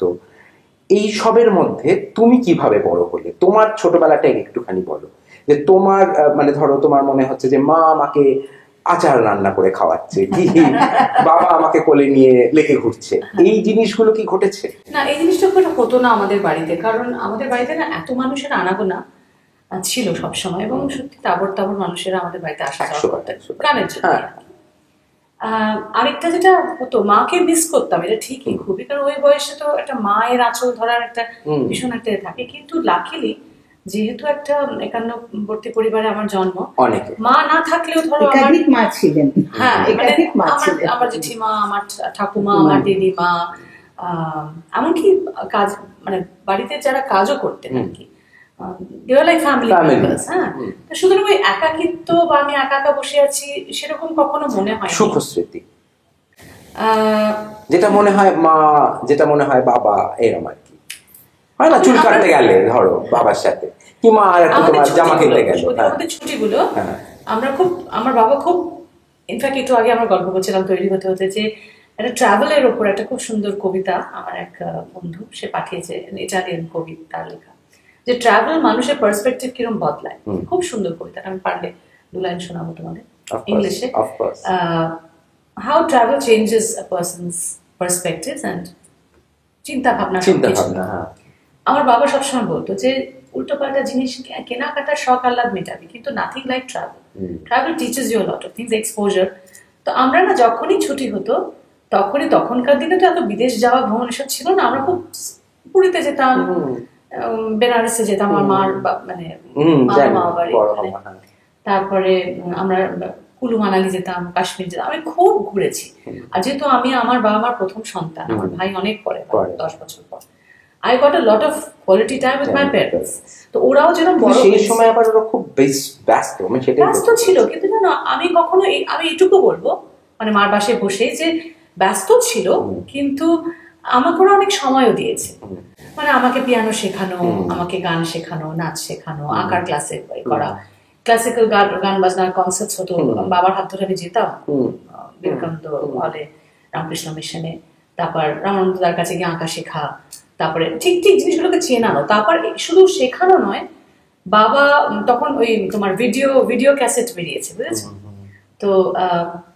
আমার এক পিসেমশাই কৃষ্ণা ঠাকুর, তার হাজবেন্ড, ওনার একটা বিশাল কালেকশন ছিল, সে ভিএইচএস ক্যাসেট গুলো বাড়িতে আসতো, সিরিজ করে করে বাবা চেনা, ভালো ভালো ছবি দেখা, মাস্ট অ্যাপ্রিশিয়েট গুড ফিল্মস। কিরকম হতো, সব কমেডি গুলো ধরো Laurel and Hardy series, Buster Keaton, Charlie Chaplin, সমস্ত। তারপর হঠাৎ বাবার মনে হলো, শোন ওয়ার ফিল্মস দেখবি। তখন আমরা সবাই ছোট, মিডল স্কুল ইয়ার্সে, সব ওয়ার ফিল্মস এর উপর আমরা প্রচুর সব হলিউডের ছবি, ভালো ভালো বাংলা সিনেমা, মানে they gave us a lot of time, মানে quality time, not quantity, maybe quality time. তো সেইগুলো তো এখন মনে হয় মানে it was a fantastic growing, মানে খুব অসম্ভব ভালো একটা গ্রোয়িং আপ ইয়ার্স আমি পেয়েছি। আচ্ছা, এইখানে কথায় কথায় ডিপ্লোম্যাটিক্যালি কিন্তু একটা কথা বললো যে মাকে যে মিস করতাম না তা না, কিন্তু এই জায়গাটা তোমার কখনো মনে হয়েছে যে শ্রেয়াকে তুমি মিস করছো? তুমি কাজের এত চাপ, তখন তুমি সেই সকাল থেকেই প্র্যাকটিক্যালি মানে দূরদর্শনের সাথে তুমি যুক্ত, শ্রেয়া সেই সময় বড় হচ্ছে, শ্রেয়াকে হাইজ্যাক করে নিয়ে গিয়ে মডেল বানিয়ে ফেলছে, এই সব সময়টা তোমার কিরম স্মৃতি? প্রতিদিন কি আর হাইজ্যাক করে নিয়ে গিয়ে তা নয়, কিন্তু ধরো যখন একটা শিশু সে যখন স্কুলে থাকছে, সব মায়েরই, সেই মা জানে, সব মায়েরাই জানেন যে সেই সময়টা সে স্কুলে রয়েছে। আর আমার ক্ষেত্রে যেটা হতো, সেটা আমি তখন তো আমি চাকরি করছি, আমি যখন দূরদর্শন জয়েন করেছি তখন শ্রেয়া কয়েক মাস মাত্র বয়স, 75-এর অগস্ট, ও ফেব্রুয়ারিতে জন্মেছে। তো বয়সটা বলে দিল, তাতে কিছু এসে যায় না। পৃথিবীর বয়স কত জানো? কিন্তু নবীন হচ্ছে তার লজ্জা নেই। কিন্তু যাই হোক, তো সেই সব একটা বড় পরিবার, তো সেখানে অনেকে ছিলেন, আমি খুব নিশ্চিন্ত থাকতাম, মানে আমার মেয়েকে দেখার কেউ নেই এই চিন্তাটা আমার কখনো থাকতো না। আর আরেকটা অফিসে আমার একটা, সেটা দুর্নাম বলবো না, কিন্তু লোকে এটা নিয়ে আমাকে পিছনে লাগতো এবং কথা শোনাতে ছাড়তো না, সেটা হচ্ছে রাধা ফিল্মসে তখন দূরদর্শন, আর আমরা থাকতাম শরৎ ব্যানার্জি রোড। আমি ইন বিটুইন ধরো একটা অ্যানাউন্সমেন্ট তারপরের অ্যানাউন্সমেন্টের সময় আছে, আমি ইন বিটুইন ট্যাক্সি নিয়ে করে একবার বাড়ি চলে আসতাম, কাটিয়ে যেতাম। সুতরাং ওটা আমাকে করতে হবে ওর জন্য যে আসছি তার জন্য না, ওটা একটা বাড়ির না একটা টান ছিল, আমাদের বাড়িটাই এমন ছিল, পরিবারটাই এমন ছিল। তখন তোমরা ওই লেক ভিউ রোডে মানে ওই পুরো পরিবারটা না একটা ভীষণ টান ছিল, শুধু পরিবারের লোকগুলো না, অনেক মানুষ আমরা পরিবারে, এছাড়াও সারাক্ষণ মানুষের আনাগোনা ছিল, এবং পরিবারটাতে না একটা অবারিত দ্বার ছিল, সবাই এসো এসো এসো বসে। এটা না তোমার মনে হয় শাশুড়ি তোমাকে জিজ্ঞেস করছি যে এই জিনিসটাই কিরকম একটা যেন পৃথিবী থেকে চলে গেছে। আমি সেদিনকে আমার এক মাসি চলে গেলেন, আমার মেজো মাসি চলে গেলেন, তো আমি কথায় কথায় একজনকে বলছিলাম যে মেজো মাসি, বড় মামা, ছোট কাকা, ছোট মাসি, এই ডাকগুলো অ্যাবলিশ হয়ে যাচ্ছে, বিকজ সবাই আমরা এত একা। দেখো তুমি, তোমার কথাই বলছি যে তুমি বড় হয়েছো কত লোকের মাঝে, কিন্তু এখন ধরো তুমি যখন কলকাতায় আসছো বা ইন্ডিয়াতে আসছো, তখন তুমি কিন্তু তোমার এই নিজের ফ্ল্যাটে এখন সকল একা বা ধরো শাশুড়ি দিয়ে আসছে বা এরকম, এই যে সবাই না নিজের একটা ছোট্ট গন্ডির মধ্যে চলে যাচ্ছে, এটা কিন্তু একটু স্যাড, এটা একটু স্যাড। এটাই যত প্রযুক্তি যত খুলে দিচ্ছে পৃথিবীকে, প্রযুক্তি যত খুলে দিচ্ছে, মানুষ কিন্তু ততটাই নিজের মধ্যে এসে যাচ্ছে। তবে এখন আবার তার সাথে সাথে আমি বলছি যে সাপোর্ট এল্ডার্স বা এই জাতীয় জিনিসগুলো এখন আবার খুব এসছে, যেমন বয়স্ক মানুষকে হেল্প করা যায়, যারা ছেলে মেয়েরা বাইরে আছে তাদের বাড়িতে দেখা যায়, এটা আমরা তো কোনোদিনও ভাবিনি যে কেউ মানুষ একা হবে। কত খবরের কাগজে দেখি শাশ্বতী যে বাড়িতে একটা পচা গলা দেহ পাওয়া গেল, এক বৃদ্ধা 3 দিন ধরে মৃত্যু। সমাজ ব্যবস্থা যেরকম পাল্টে গেছে, ছোট ছোট পরিবার হয়ে গেছে, তখন এই সাপোর্ট গ্রুপস গুলো দরকার এবং সেগুলো গজিয়ে উঠছে। জানো, universe will take care of things. কিন্তু আমাদের সময় ধরো আমরা যখন বড় হয়েছি, আমার মায়েরা যখন তরুণী, সেই সময় এত বড় বড় পরিবার, এবং সব পরিবারে যে অনেক বড় বড় তা তো নয়, কিন্তু পরিবারে পরিবারে যাওয়া আসা, এই যে মিলন, এই যে তাই জন্য সবাইকে চিনতাম, তাই জন্য মামাকে চিনতাম, তাই জন্য ফুলমাসিকে চিনতাম। তারা হয়তো আমার নিজের রক্তের, আমার মায়ের নিজের রক্তের মামা নাও হতে পারে, কিন্তু সেই সবগুলো জানতাম না, ওইগুলো ছিল না। সুতরাং এই যাওয়া আসা ছিল, বড় বড় পরিবার ছিল, সুতরাং সাপোর্ট সবসময়। কিন্তু আমরা এটাও বলবো শুভদীপ, মানে তুমি ডিফাইন করো কি করে তোমার স্বজনকে, ইটস নট অনলি ব্লাড। আমি তোমাকে বলি অনেস্টলি, আমার বিবাহ সূত্রে আমি এতগুলো বছর বাইরে, সুজয়ের চাকরি সুবাদে আমরা এত দেশে থেকেছি, কিন্তু মা বলবে, মানে মা যেখানে যেখানে আমাদের পোস্টিং হয়েছে মা গেছে, আমাদের এত বন্ধু বান্ধব শুভদীপ, মানে এটা একটা, আমার কখনো মনেই হয় না যে এখন আমি একটা নিউক্লিয়ার সেট আপ, কারণ বন্ধু বান্ধবকে সময় দিতে পারি না, কারণ একটা ডিমান্ডিং প্রফেশন। ভারতবর্ষ কিন্তু নিউক্লিয়ার হচ্ছে বিকজ একটা certain chunk of young people have actually left. So শুধু পশ্চিমবঙ্গ এটা একটা সময় ছিল, কিন্তু আমার যেন মনে হচ্ছে এখন বৃহত্তর ভারতও সেটার দিকেই যাচ্ছে আর কি। মানে ইট ইজ নাও বিকামিং বৃদ্ধাশ্রম, মানে বলছে তো কলকাতা এমনিতেই বৃদ্ধাশ্রম হয়ে গেছে, বিদেশে সেটা আমরা একেবারেই ঠিক করছে না, বিকজ ওখানে সবাই পয়সার তাগিদে হোক, যার কারণেই হোক, ওখানে গিয়ে সেটেল করছে একটা সার্টেন ইয়াং। দুর্গাপুজো, কালী পুজো, দিওয়ালি, এসব ওখানে আমি জীবনে শুনিনি, এগুলো আমরা অন্যভাবে নিও না, কিন্তু একটা সমাজের অন্য শ্রেণীর মানুষদের কাছে আমরা শুনেছি যে আজকে আমি আসবো না, শীতলা পুজো, নীল পুজো, এসব শুনতাম। এখন আমি দেখি আমেরিকার মতো জায়গায় আমাদের মতো লোকজন, মানে যথেষ্ট আর কি, তারা সব নীল পুজো, এই নীল ষষ্ঠী করছে, আর এই করছে আর ওই করছে, আমরা এগুলো তো জীবনে শুনিনি। একটা হুজুক, জাস্ট উৎসব আর কি। হ্যাঁ, মানে পুজোর তো নিশ্চয়ই তার মধ্যে তো কিছু সার তার আছে, বিশ্বাসের, মানুষের বিশ্বাসের জায়গাটা তো সেখানে আছে, কিন্তু অনেকটাই হুজুকে একদম। মানে পুজোটা এখন একটা কিরকম শরীরের মধ্যে ঢুকিয়ে দেওয়া হচ্ছে, মানে ইটস গেটিং ইনজেক্টেড কি পুজো পুজো পুজো। ঠিক আছে, সেটা তো একটা অন্য দিক। আচ্ছা, যেটা বলছি শাশুড়ি দিয়ে আরেকটা জিনিস, এবার তোমার দিকটা একটু আসি, সেটা হচ্ছে তোমার ছোটবেলার মধ্যে তো অনেকটাই শান্তিনিকেতন, অনেকটাই কণিকা বন্দ্যোপাধ্যায়, তার একটা সাংঘাতিক কি বলবো, তার স্নেহধন্যই বলতে পারো তুমি। আর এবার এক্সট্রিমলি লাকি যে তাকে এত ক্লোজলি পেয়েছো, এবং তার বাড়িতেই তো তুমি থাকতে বোধ হয় শান্তিনিকেতন।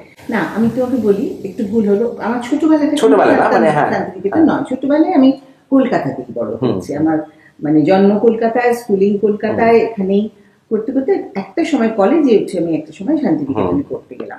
আমি ওটাকেই ছোটবেলা বলছি। কিন্তু আমার এখানে একটা ডিমার্কেশন আছে, জানো, আমার শান্তিনিকেতন যাবার আগের যে সময়টা জীবনের, সেই সময়টা যে মানুষটা আমি ছিলাম, আর শান্তিনিকেতন সেখানেও যে আমি অনেকদিন ছিলাম তা কিন্তু নয়, 3টি বছর মাত্র। কিন্তু শান্তিনিকেতনে যাওয়ার পর ওই 3 বছরে কিন্তু আমি মানুষটাকে একটা আমূল পরিবর্তন হয়ে গেল। সেই আমূল পরিবর্তনটার মূলে ছিলেন কিন্তু আমার শিক্ষকরা, যাদের কাছে আমি শিখেছি, যার কাছে আমি থেকেছি, মহর্তির কাছে। এবং আমার তো ইংলিশ ডিপার্টমেন্ট, আমি সাহিত্য নিয়ে পড়েছি, সেইখানের টিচাররা যাদের কাছে, এবং সামগ্রিকভাবে শান্তিনিকেতনের যে ব্যাপারটা, শান্তিনিকেতনের যে কালচারটা, সেইটা আমাকে গড়ে পিঠে নিয়েছে একদম একটা অন্য মানুষ। এবং সেই মানুষটাকে আমি খুব পছন্দ হয়েছে, আমার সেই মানুষটাকে আমার খুব পছন্দ। তোমার সাথে ভীষ্ম গুহ ঠাকুরতার কখন দেখা হয়? আমি যখন দক্ষিণী থেকে পাশ করলাম, তার আগে আমি চিনতাম না। দক্ষিণী থেকে যখন পাশ করলাম, এত বছর আমি দক্ষিণীতে ভর্তি হয়েছি কবে জানো? রবীন্দ্রনাথের সেন্টিনারি ইয়ারে। তার সেন্টিনারি ইয়ারে খুব বড় করে দক্ষিণীর পালন করা হয়েছিল পুরো দেশপ্রিয় পাঠ নিয়ে। তারপরেই সেটা দেখে আমার তখন ছোট, সেই দেখে মা আমাকে হাত ধরে নিয়ে গিয়ে ভর্তি করে দিলেন দক্ষিণী। সেই আমার দক্ষিণীতে ভর্তি হওয়া। তারপরে আমি সুদীর্ঘ অনেকগুলো বছর দক্ষিণ থেকে যে বছর আমি পাশ করেছি, সে বছর আমি হায়ার সেকেন্ডারি পাশ করেছি। হ্যাঁ, ততদিন কিন্তু ভীষ্ম গুহ ঠাকুরতার কোনো অস্তিত্বই জানতাম না। একদম শেষ বছর যখন আমাদের স্পেশাল ক্লাস থাকে, সেই বছরই আমরা ওই স্পেশাল ক্লাসটা আমরা সবাই একসাথে করি, যারা ডিপ্লোমা পাশ করে গেলাম তারা। সেই ক্লাসে ছিলেন শুভ গুহ ঠাকুরতার দ্বিতীয় সন্তান রণ গুহ ঠাকুরতা। আমরা একসাথে ক্লাস করতাম। হ্যাঁ, তো সেই হিসেবে রণর সঙ্গে আমরা একসাথে গান শিখেছি। তারপরে সেই বছরই সুদেব এসে ঢুকলেন 69, ওই বছরই। তখন তো শুভদা বলতাম, তখন তো ভাবিও নি যে উনি আমার শ্বশুর হবেন কখনো। কিন্তু সুদেব সেই সব নতুন, এই হচ্ছে শুভদার বড় ছেলে দক্ষিণীতে, এখন থেকে ইনিও আসবেন। সেই বাপিদাকে চিনলাম, রণ তো আমার ক্লাসে ছিল। সেইভাবে পরিবারটার সঙ্গে না, আমার শাশুড়িকে মঞ্জুলা গুহ ঠাকুর, তার আমরা বৌদি বলতাম, ছোটবেলা থেকেই চিনি। কারণ আমাদের যখন নাচের অনুষ্ঠান হতো, কোনো অনুষ্ঠানে তিনি আসতেন, কার কিরকম সাজ পোশাক হবে টবে দেখি, তাকে ছোটবেলা থেকে দেখেছি, কিন্তু রেগুলার দক্ষিণতে আসতেন না, কিন্তু অনেক সময় দেখেছি। তারপরে ওদের বাড়ির সঙ্গে একটা পরিচয় হলো, এই যাওয়া আসা শুরু হলো। সেটা যাওয়া আসাই শুরু হলো, বন্ধুত্বের স্তরেই ছিল। তখন আমি কলকাতায়। তারপরে আমি যখন শান্তিনিকেতনে পড়তে গেছি, সেই সময় শান্তিনিকেতনে গিয়ে মিঠুর সঙ্গে আমার একটা বিশেষ পরিচয় হলো। এবং সেটা বিশ্বর সঙ্গে একটা বিশেষ পরিচয় হলো, এবং পরিচয় হয়েছিল একটা বিশেষ সম্পর্ক তৈরি হলো, এবং সেটা তারপরে আমরা পরিণয় সূত্রে আবদ্ধ হলাম। তোমাদের বিয়ে কোন ইয়ারে? 72। আর তারপরে তুমি এসে গেলে হচ্ছে Guha Thakurta, you became the part of Guha Thakurta family. সেটা কিরকম ছিল? সেটা খুব ভালো ছিল, কারণ আমার পরিবারে, আমাদের ছোট্ট পরিবার, আমি, আমার দাদা, মা, বাবা। দাদা চিরকাল মামার বাড়িতে মানুষ, ওই সময় খুব কমন ছিল সেটা, বড় সন্তান অনেক সময় মামার বাড়িতে। আমি বড় হয়েছি মা, বাবা আর আমি, আমাদের ছোট্ট পরিবারের মধ্যে। তবে আমাদের খুব যাওয়া আসা, আত্মীয় স্বজনদের মধ্যে যাওয়া আসা। আর এই বেনারস আমার মামার বাড়ি, খুব, বাবা রেলওয়েতে ছিলেন, আমরা খুব যেতাম, প্রত্যেক মাসে না হলেও 1.5 মাসে একবার বেনারস যেতাম। কিন্তু তবুও এই যে রোজকার থাকাটা, রোজকার দিনযাপন যেটা, সেটা তো মা বাবা শ্বশুরবাড়িতে যখন এসে পড়লাম গুহ ঠাকুরতা পরিবারে, সেখানে প্রচুর লোক। প্রথম দিকে বুঝতেই পারতাম না, তখন আমার বিয়ে হয়নি, যেটা বুঝতে পারতাম না যে কারা থাকা লোক আর কারা যাওয়া আসা করা, বুঝেছ? আর তারপর বিয়ে হয়েও যখন এলাম, তখনও ব্যাপারটা সেরকম, কারা থাকা লোক জানি, কিন্তু খাবার টেবিলটা আমার একটা মস্ত বড় একটা খাবার টেবিল ছিল। এবং সেখানে আমি এই গল্পটা না একটা এতে হবে না, বুঝেছো? আমাদের 1টার সময় খেতে নামার কথা, হ্যাঁ, দুপুর 1টায়। বাবা বলতেন সবাই খাবার টেবিলে একসময়, ওই সময়টা সবাই থাকে। এইগুলোই তখন লোকে মিস করে। তো তখন তো শুভ গুহ ঠাকুর আর শুভদানা তো বাবা। তো 1টার সময় নেমে দেখলাম টেবিলে খাবার নেই। কি পরিচারিকা জানালেন যে একটু আগে দাদার বন্ধুরা এসেছিল ক্রিকেট খেলতে গিয়েছে, তারপর এসছে, সব খেয়ে গেছে। এটা একটা ইন্টারেস্টিং। ভীষ্ম গুহ ঠাকুরতা খুব খেলার সাথে যুক্ত ছিলেন। ও সিএবি কোর্স খেলতো, খুব খেলাধুলা ছিল, তো সব খেয়ে গেছে। তো সেটাতে বাবা খুব খুশি হতেন, ও ছেলে পিলেরা এসে খেয়ে গেছে, কই বাত নেই, চলো। তখন আমাদের কাছে চাইনিজ রেস্টুরেন্ট, খাবার এলো, আমরা সবাই খেলাম। আমাদের সেটা না একটা খুব মজার জায়গা। আমরা সবাই রাজার মতন একটা পরিবার হয়েছিল। আর আমি তো তখন ছোট, বেশ কম বয়সে বিয়ে হয়েছে। তো খুব আনন্দ, খুবই আনন্দ করেছিলাম। মানে কোনো মানে ভারী লাগেনি? না না না, একদমই না। আর আমার শাশুড়ি ছিলেন অত্যন্ত স্নেহময়ী, ভীষণ ভালো। মানে আমি এক মাকে ছেড়ে গিয়ে আরেক মাই পেয়েছিলাম। আর এখানে যখন তুমি চাকরি করতে গেলে সেই সময়ের কথা বলছি, তো সেখানে বাড়ি থেকে কোনো আপত্তি? ভীষণ। বা তোমাদের বিয়ের সময় কোনো আপত্তি হয়েছিল কি আপত্তি হয়নি? দু বাড়িতেই হয়েছিল? না, ওই বাড়িতে, আমার শ্বশুর বাড়িতে হয়নি, আমার বাড়িতে হয়েছিল। কারণ আমরা একটুখানি, আমার বাপের বাড়ি একটু পুরাতনপন্থী বলবো না, কিন্তু তাদের নিজেদের। তোমার সাথে আমি এটাতে আসার আগে, সরি টু ইন্টারাপ্ট, তোমার সাথে একটু প্রেমটাকে ভালো করে বিশ্বঘ ঠাকুরদার সাথে তোমার ওই যে অ্যাফেয়ারের টাইমটা, সেটা কিরকম? আজকালকার দিনের অ্যাফেয়ারের টাইমের মতো না, জানো। বাড়িতে খুব কড়াকড়ি ছিল, এবং মা যখন বুঝতে পারলেন যে আমি ঘ ঠাকুরদা বাড়ির ছেলের সঙ্গে ঘোরাঘুরি করছি, তখন সেটা মার পছন্দ ছিল না। হ্যাঁ, সেটা অনেকগুলো কারণ ছিল। প্রথমত আমাদের বাড়িতে বড্ড লেখাপড়ার বাড়ি, সবাই খুব পড়াশোনা হতো না। আমাদের বাড়িতে ধারে পাশে মানে অনেক কাজিনস, অনেক দূর অব্দি যদি তুমি দেখো, কোথাও কোনো ব্যবসায়ী ছিল না, সবাই লেখাপড়ার দিকে আর চাকরি বাকরি করার দিকে লোক। আমার শ্বশুর বাড়িটা পুরোপুরি ব্যবসায়ী পরিবার। আমার মা বলতেন, এইরকম পরিবারে তো তুমি বড় হওনি, ওখানে গিয়ে তুমি মেলাতে পারবে না, মিলমিশ হবে না। তোমার এক গাছের ফুল আরেক গাছে গিয়ে লাগবে না, এক গাছের ফল অন্য গাছে সেখানে গিয়ে যদি কলম করো সেটা লাগবে না। এতটাই আমার মার বিশ্বাস ছিল, উনি সেটা মানতেন। আর আরেকটাও যেটা ছিল, তখনকার দিনে অনেক জায়গায় সেটা ছিল, এখনকার দিনে সেটা ভেঙে গেছে, এবং থ্যাঙ্ক গড ভেঙে গেছে। সেটা আমরা ছিলাম বন্দ্যোপাধ্যায়, আর ওইটা গুড় ঠাকুরদা, সেইটা নিয়ে একটা ছিল। সবকিছু নিয়ে মার মনে সময় সেটা এখনো হয়তো আছে, কিন্তু হ্যাঁ। আর আরেকটা জিনিস, আমরা খুব কম বয়সে বিয়ে হয়েছিল। বিশ্ব তখন সবে মাত্র কলেজ পাশ করে বিয়ে করব বলে একটা কিছু চাকরি করতে হবে বলে একটা ছোট্ট চাকরিতে ঢুকেছিল, সেখানে 300 টাকা মাইনে। অবশ্য তখনকার খারাপ কিছু টাকা নয়। তো সেইটাতে মা বলেছিল যে না, আমি তো ছেলেকে, তুমি যাকে বিয়ে করবে আমি তাকে দেখবো। তার বাবা কি আমার তো দেখা দরকার, কারণ আমরা তো খুব মধ্যবিত্ত ক্লাসের লোক। তো মার বক্তব্য ছিল যে তার পরিবার, তার বাবাকে আমি দেখবো না, আমি তাকে দেখবো। সে তোমাকে ভরণ পোষণের মতন জায়গায় সে রয়েছে, এই সব ছিল। হ্যাঁ, বিয়ে নিয়ে আমার বাড়িতে গন্ডগোল, আর চাকরি নিয়ে আমার শ্বশুর বাড়িতে। ওরে বাবা, সেটাই আমি জানতে চাইছি। তখনকার দিনে, তখন কিন্তু মোটামুটি চাকরি আরম্ভ হয়ে গেছে, বাঙালি মহিলারা চাকরি করছে। তোমার যে সময়টা ধরো 70s এর মধ্যখানে বা 80s এর আর্লি, তখন মহিলারা বাইরে চাকরি করছে। কিন্তু সেই সময়টাতে কিন্তু অনেক মহিলাকে অনেক কনস্ট্রেন, অনেক অনেক মানে বারণ মেনে তারপরে বারণ মেনে, বড় বড় পরিবার যারা একটু বর্ধিষ্ণু, একটু বনেদি বলতে যদি বোঝানো হয়, যদি এটল, তাহলে সাউথ ক্যালকাটা বনেদি। হ্যাঁ হ্যাঁ, মানে বাড়ির বউ আবার চাকরি করতে যাবে, কারণ সেটা আমার শ্বশুর মশাই একদম পছন্দ ছিল না। এবং উনি বলতেন, আমার ছেলেদেরই আমি কোনোদিন চাকরি করতে দিইনি, বউ তো দূর আছে। এবার বউ যখন পপুলার হলো, না না, উনি কোনোদিন, যতদিন বেঁচে ছিলেন, 75 সাল থেকে, বাবা 89-এ মারা গেছেন, 75 থেকে 89 বাবা একদিনের জন্য মেনে নিতে পারেননি যে বউ চাকরি করে। খুশি ছিলেন না, একদমই খুশি ছিলেন না। তার আগে তো আমাকে কত ছোট থেকে দেখেছেন, ভাবো কত ছোট, 61 সাল থেকে খুব ভালোবাসতেন। মানে আপনি যখন শাশ্বতী গুহ ঠাকুরতা হয়ে গেছেন, শাশ্বতী গুহ ঠাকুরতা কোট আনকোট, তখনও কি আপনাকে মেনে নেয়নি? যে না, ওটা পছন্দ, ওটা নিয়ে কথা বলতেন না।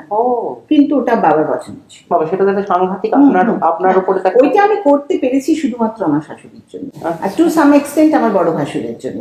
আমার স্বামীকে যখন বলতাম যে বাবা এত রাগ করেন, এত বকাবকি করেন, এই সমস্ত করেন, কাঁদতাম। তখন মিঠু বলতো, বিশ্ব বলতো, ও বাবা আমাকে এসব নিয়ে কিছু বলো না, ও তুমি মাকে বলো, বাবার সঙ্গে কথা বলে না, আমি এসবের মধ্যে নেই, আমার কোনো আপত্তি নেই, এটুকু আমি বলতে পারি, কিন্তু আমি এসবের মধ্যে ঢুকবো না। হ্যাঁ, কিন্তু মা, আমি চাকরি করছি বলে বাবার সরাসরি দেখেছি, জানেন তো, অনেক ক্ষেত্রে মানুষের শাশুড়ির সাহায্যটা অনেক সময় পায়। বাবা সরাসরি হয়তো আমাকে বকতেন না বা ছোট করতেন না, কিন্তু বকুনিগুলো আমার হয়ে চিরকাল খেয়েছে মা। না কি বলতেন, তোমার প্রশ্রয়, তুমি প্রশ্রয় দিয়েছো বলে আজকে বাড়ি বউ চাকরি করতে। আচ্ছা, এগুলো তুমি ফেস করেছিলে, তখন তুমি বুঝতে না। দাদু ভীষণ লাইন ছিল টুয়ার্ডস নাতি, সেটা স্বাভাবিক। তখনকার আজকেও তাই, কিন্তু সেই জেনারেশনটা তো ওই নাতি নাতনিটা একটা খুব বড় ফ্যাক্টর। তারপরে তোমার সাথে শুভ ঠাকুরতার কিরকম সম্পর্ক, যে ব্লাইন্ডের কথাটা বললে, একেবারে তো সেটা কিরকম? অন্ধ। ওকে বিল্লি বলে ডাকতেন, বিল্লি। আসলে আমাদের তোমার তো অনেক কাজিনস। হ্যাঁ, তোমার তো প্রচুর কাজিনস। হ্যাঁ, বাড়িতে সেকেন্ড কাজিনস অনেক। ফার্স্ট কাজিনসের মধ্যে আমার দাদা, মানে বাপিদার ছিল, ও আমার থেকে এক্স্যাক্টলি 1 বছরের বড়। তো কিন্তু দাদা বরাবরই ভীষণ ইন্ট্রোভার্ট ছিল ছোট থেকে, এখন ওরকম। ও ছোটবেলায় আরো ছিল। আর আমি ভীষণ একটা কিরকম তুর্কির মতো ছিলাম আর কি। নিয়ে আমাকে সবাই ভীষণ ভালোবাসতো। আমি খুব প্যাম্পার্ড কথাটা বলবো না, প্যাম্পার্ডের সাথে একটা ভীষণ নেগেটিভ কনোটেশন আছে, কিন্তু আমি ভীষণ ভীষণ আদুরে। আমি ওরকম ভাবে বড় হয়েছি। আদুরে কথাটার মধ্যে কিন্তু খুব একটা কিছু খারাপ না, একেবারে নেগেটিভিটি কিছু নেই। আমার দাদু ঠাম্মা প্যাম্পারটাই বোধহয় আদুরে, কিন্তু প্যাম্পার্ডের মধ্যে না একটা প্রশ্রয় আছে, আদুরের মধ্যে ভালোবাসাটা। এক্স্যাক্টলি। মার বাড়ির, মার বাপের বাড়ি, মার বাড়ির দিক দিয়েও, বাট আমার বাবার বাড়ির দিক দিয়েও এখনো, মানে আমি Shreya was always a favourite এখনো, আমি নিজেই বলছি। সুতরাং হ্যাঁ, আমি খুব প্রচুর আদরে ভালোবাসায় মাখামাখি হয়ে বড় হয়েছে। আচ্ছা, তুমি তুমি গুহ ঠাকুরতা বাড়ির মেয়ে, তুমি শ্রেয়া গুহ ঠাকুরতা, তুমি শুভ গুহ ঠাকুরতার নাতনি, শাশ্বতী গুহ ঠাকুরতা, বিশ্ব গুহ ঠাকুরতার মেয়ে।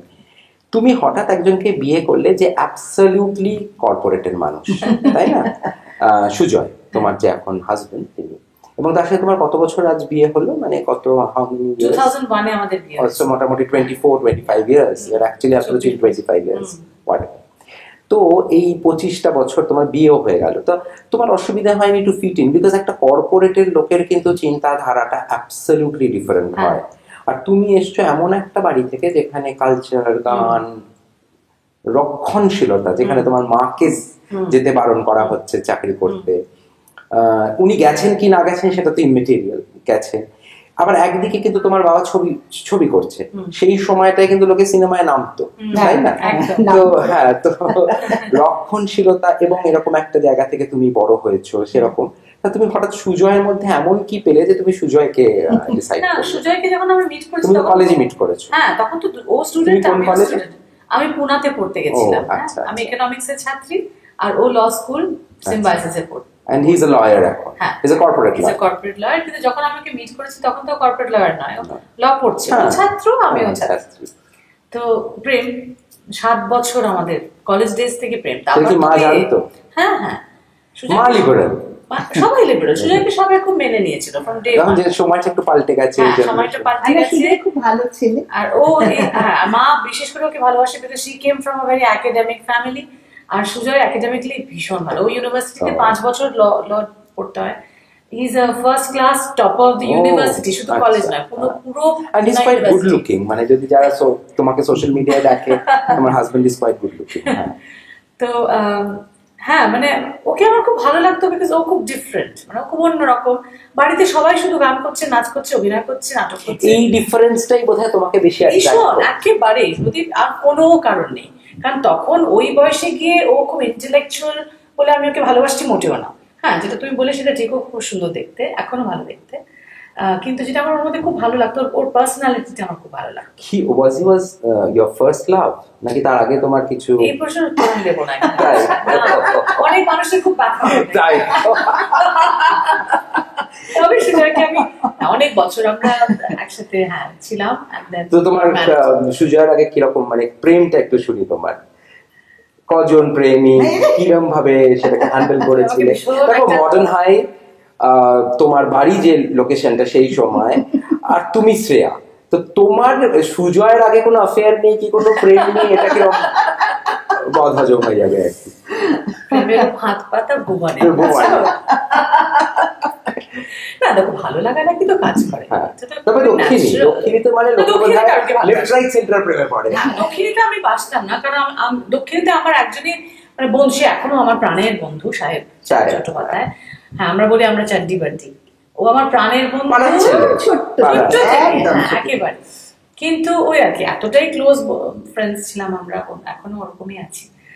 কিন্তু দক্ষিণীতে প্রেমের জায়গা আমার জন্য ছিল না, কারণ গুহ ঠাকুরতা বাড়ির মেয়ে, সুতরাং অন্যরাও আমাকে ভয় পেত। যদি কেউ আমাকে ভেতর থেকে ওই একটা প্যাশনও যদি কারোর মধ্যে থাকতো, বা কি বলে একটা চাপা বাসনা, সেটাও তারা প্রকাশ করতে খুবই ভয় পেত। কারণ কার সামনে করবে, শুভ ঠাকুর সুদেব ঠাকুর ইম্পসিবল।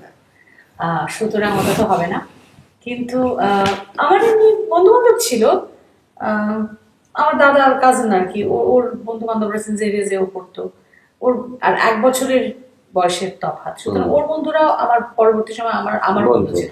তো এরকম অনেক বন্ধু বান্ধব ছিল, we had common friends, special friend. এখানে একটু করে আমি ঢুকি, হ্যাঁ যে শাশুড়ি ঢুকতে চাইছে, আর এটাই হচ্ছে মা মেয়ের একসাথে ইন্টারভিউ করার মজাটা। না, সেটা হচ্ছে যে বাড়িতে তো আরো ভাই বোন আছে, দাদা আছে, তারপর আরেকটু ছোট আরেক ভাই আছে, দাদার পরে ও, তারপর আরেক ভাই। তো সুতরাং ছেলে পিলেরা তো বাড়িতে আসতো। আর আমাদের ভূগোটক্ত পরিবার খুব লিবারেল, ছেলে মেয়ে ওই লিবারেলাইজেশনটা হয়ে গেছে আমাদের ছোটবেলায় না, ওই কোএডুকেশন দেন এগুলো এসে গেছে, আর তখন ওগুলো হয়ে গেছে। তখন শ্রেয়া রবীন্দ্রসঙ্গীতের ধারে পাশ দিয়ে কিন্তু হাঁটতো না। হ্যাঁ, দক্ষিণীতে ক্লাস করতে যেত, ঠিকই করতে হতো বলে, কিন্তু তখন শুধুই সে হুইটনি হিউস্টন, মারায়া ক্যারি এই সমস্ত গায়। তার নাম হয়েছিল শ্রেয়া হিউস্টন কলকাতা শহরে, এবং একেবারে অন্য। আমার দাদার বন্ধুরা আছে আরো অন্যান্য। মাডোনাকে তোমার কখনো ভালো লাগতো? আমার প্রচন্ড, মানে ওই সময়টা মাডোনা, মাইকেল জ্যাকসন, জর্জ মাইকেল, মানে আমাদের ওই ওই সময়টা। তো পাড়ার বন্ধুরা, বিশ্বদের বিশাল বন্ধুদের গ্রুপ, তাদের ছেলেপিলেরা। সুতরাং বাড়িতে তো ছেলেপিলেরা অনেকই আসতো, এবং তাদের কি আর ব্যথা হতো না? এরকম একটা হতো। এবার ধরো আমি এই কথাটা বলবার জন্য ঢুকলাম, আমি অফিস থেকে ফিরেছি, দূরদর্শন থেকে ফিরেছি, তো দেখলাম সামনে মিঠু, আমি জিজ্ঞেস করলাম যে বই আছে? হ্যাঁ, সব হুলোরা এসছে।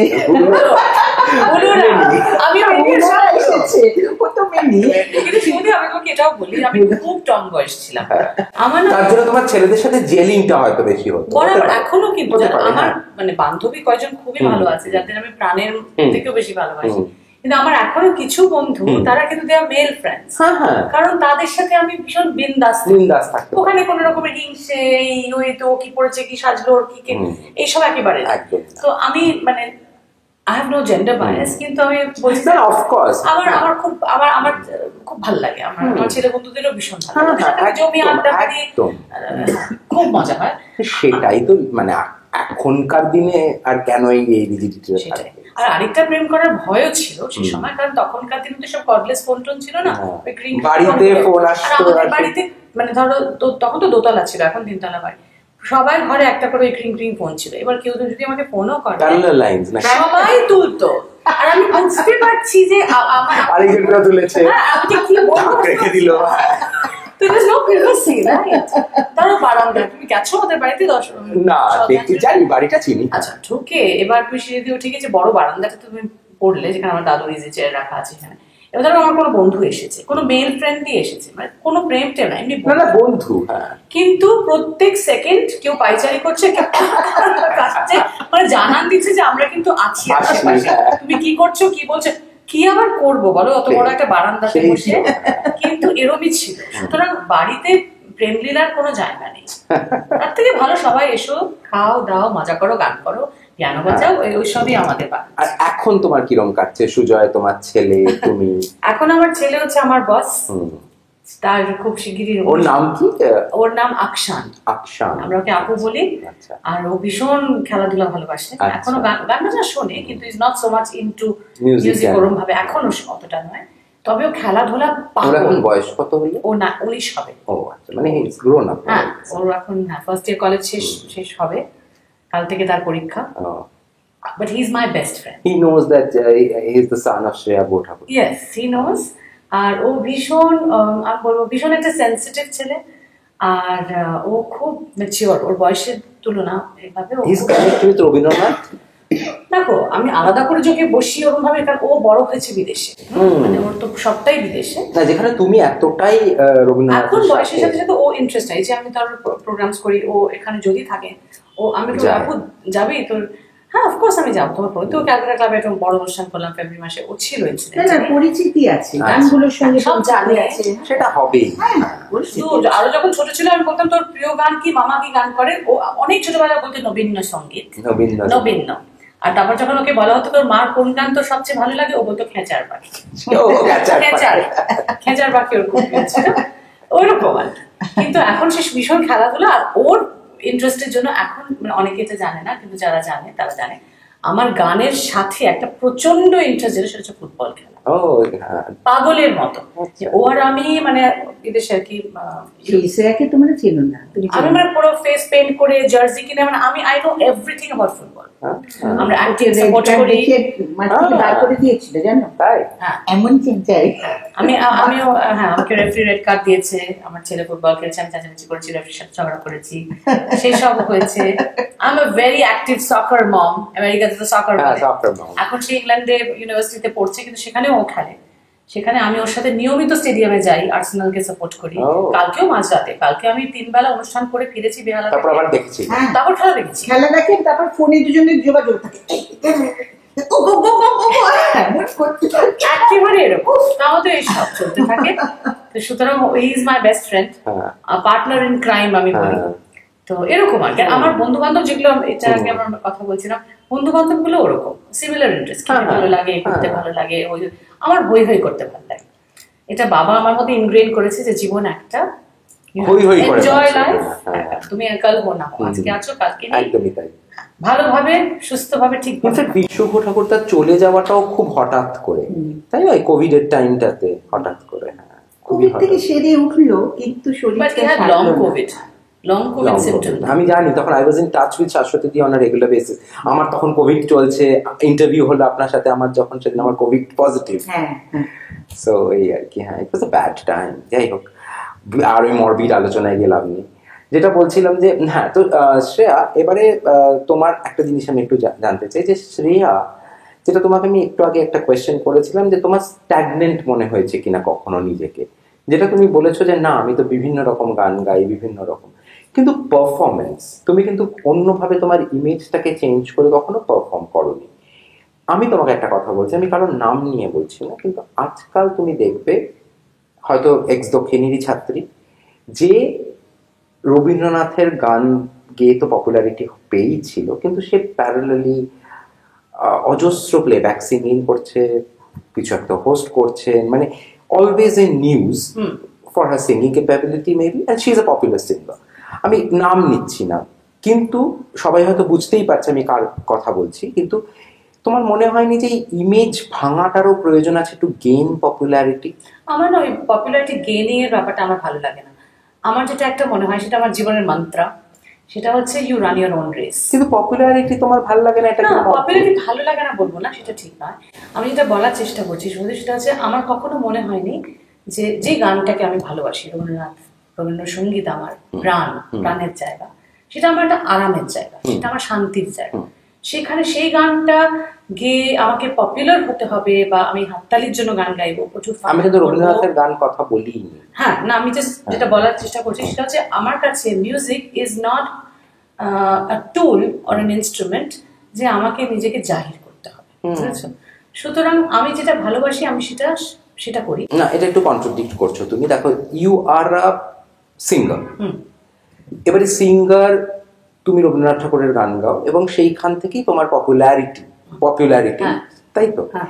এবারে এই পপুলারিটিটাকে তুমি নিশ্চয়ই ধরে রাখতে চাও, সেটাকে শুধু রবীন্দ্রসঙ্গীত দিয়েই ধরে রাখতে চাও এবং অন্য কোথাও গাইতে চাও না, সেটাই কি তুমি বলতে চাইছো? মানে তোমার যদি আজকে কেউ এসে বলে যে শ্রেয়া তুমি একটা বাংলা ছবির প্লেব্যাকে গাইবে, তুমি কি না বলবে না হ্যাঁ বলবে? আমার যদি সেই রবীন্দ্রনাথের গান না, এমনি গান, সেটাই। এখন আমি কখনো করিনি সেটা, দু একজন আমাকে অফারও করেছে, জিজ্ঞেসও করেছে, কিন্তু আমার সবসময় মনে হয় যে যেটা আমি শিখেছি ভালোভাবে সেটা আমি করব, যেটার উপর আমার কোনো মানে কি বলবো, প্রকৃত তুমি তো গায়িকা, তুমি ওয়েস্টার্ন ক্লাসিক্যাল শিখেছো, তুমি রবীন্দ্রনাথ, তুমি দক্ষিণী থেকে গান শিখেছো, তো গান যদি তোমাকে একটা কিছু দেওয়া হয় সেটা তুমি গাইতে পারবে না, বা সেটা দখলের প্রয়োজন নয়। আমার রবীন্দ্রসঙ্গীতের বাইরে অন্য কিছু প্রফেশনালি হওয়া, আমি এটাই জানতে চাইছি যে তুমি রবীন্দ্রসঙ্গীতেই থাকতে চাইছো। কিন্তু আমি এটাও তোমাকে বলবো, যখন আমাদের বন্ধু বান্ধবদের মধ্যে মহড়া বসে বা গল্প আড্ডা এসব, তখন আমাকে ওরা গজল গাইতেও বলে, আবার ইংরেজি গান গাইতেও বলে। আমি কিন্তু বন্ধু বান্ধব না, আমি তোমাকে কিন্তু প্রফেশনাল মিডিয়া, আমি রবীন্দ্রসঙ্গীতের বাইরে কিছু গাইনি। লাস্ট বঙ্গ সম্মেলন যেটাতে আমরা গেলাম, সেখানে ইনসিডেন্টালি অনেক আমেরিকার অর্গানাইজাররা তারা জানেন, এখন অনেক বছর ধরে গাইছি আমেরিকাতে বলে অনেকে চিনি ব্যক্তিগতভাবে, তারা জানেন যে আমি পঞ্চকবির গানও টুকটাক জানি, আর অনেকে মনে করে যে ওই গান আমার গলায় মানায়। তো এইবার ফার্স্ট টাইম সুধীর মামাকে এনএবিসি দুটো, আমাকে আর জয়তীকে দুটো সেগমেন্ট দিয়েছিল। ওর ছিল বাংলা মডার্ন গান আর রবীন্দ্রসঙ্গীত, আমার ছিল রবীন্দ্রসঙ্গীত একদিন, আরেকদিন পঞ্চকবির গান।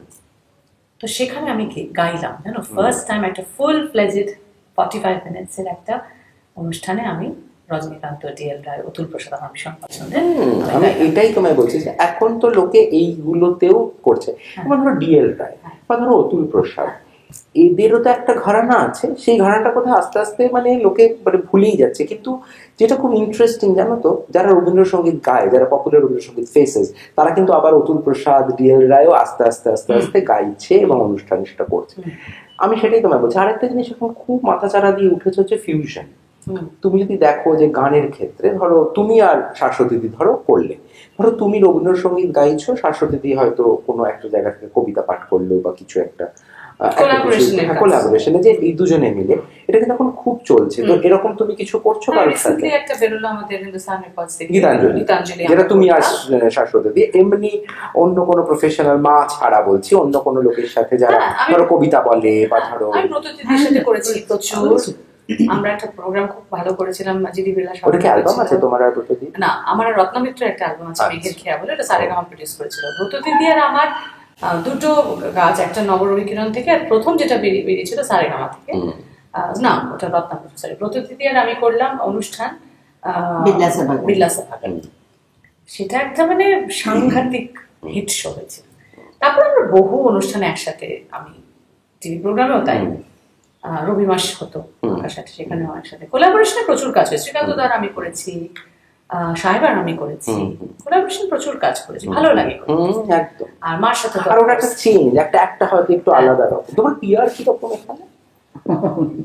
পিআরটা আমি অতটা ভালো পারি না, এটা কিন্তু সবাই বলে it's very cliche, very cliche, কিন্তু আমি ভীষণ ব্ল্যাক এন্ড হোয়াইট। ওই একে ধরতে হবে, ওকে ধরতে হবে, একে বলতে হবে, ওইসব আমার দ্বারা হবে না। পিআর ছাড়া কি আজকের দিনে খুব একটা কিছু হওয়া সম্ভব? তাই জন্য যতটুকু হয়েছে ততটুকুর মধ্যেই আছে। আমি সত্যি তো, আমি এটা জানি না, টিপিক্যাল মা না, জানো তো, সত্যি আমি করি না শুধু। মানে এখন আমি এটা নাথিং এগেইনস্ট পিআর, পিআরটা করতে লাগে এখনকার সময়, কিন্তু nothing wrong with, absolutely nothing wrong. সবাই তো পিআর করছে, সঞ্জয় লীলা বনসালি পিআর করছে, সুতরাং আমি কোথাকার কি চাই। কিন্তু আমার সেটা মানে জাস্ট আমার করা হয় না ফর সাম রিজন। আর মেবি বিকজ সবাই মোটামুটি জানে যে রবীন্দ্রসঙ্গীত, শুধু রবীন্দ্রসঙ্গীতের প্রোগ্রাম বা অনুষ্ঠান রেকর্ডিং হেন তেন, ওগুলোর জন্য আই হ্যাভ বিন লাকি যে মানুষ আমাকে ওরকম ভাবে ডাকে বা ডাকছেন, আমি গাইছি, শোনাচ্ছি, আর যতটুকু করছি জাস্ট ওরকম ভাবে। কিন্তু আলাদা করে এই শোনো আমি না এসছি, এই শোনো আমাকে একটা প্রোগ্রাম বা কোথায় কি হচ্ছে একটু বলো তো, ওইসব আমার নেই। আমার কোনো এজেন্ট নেই, নো এজেন্ট। বিদেশে অনেকে না, এটা অনেকে বলে, ও শ্রেয়া তো বিদেশে এত প্রোগ্রাম করে, ওর প্রচুর এজেন্ট, মানে শহরে শহরে দেশে দেশে এজেন্ট। আমার কোনো এজেন্ট নেই।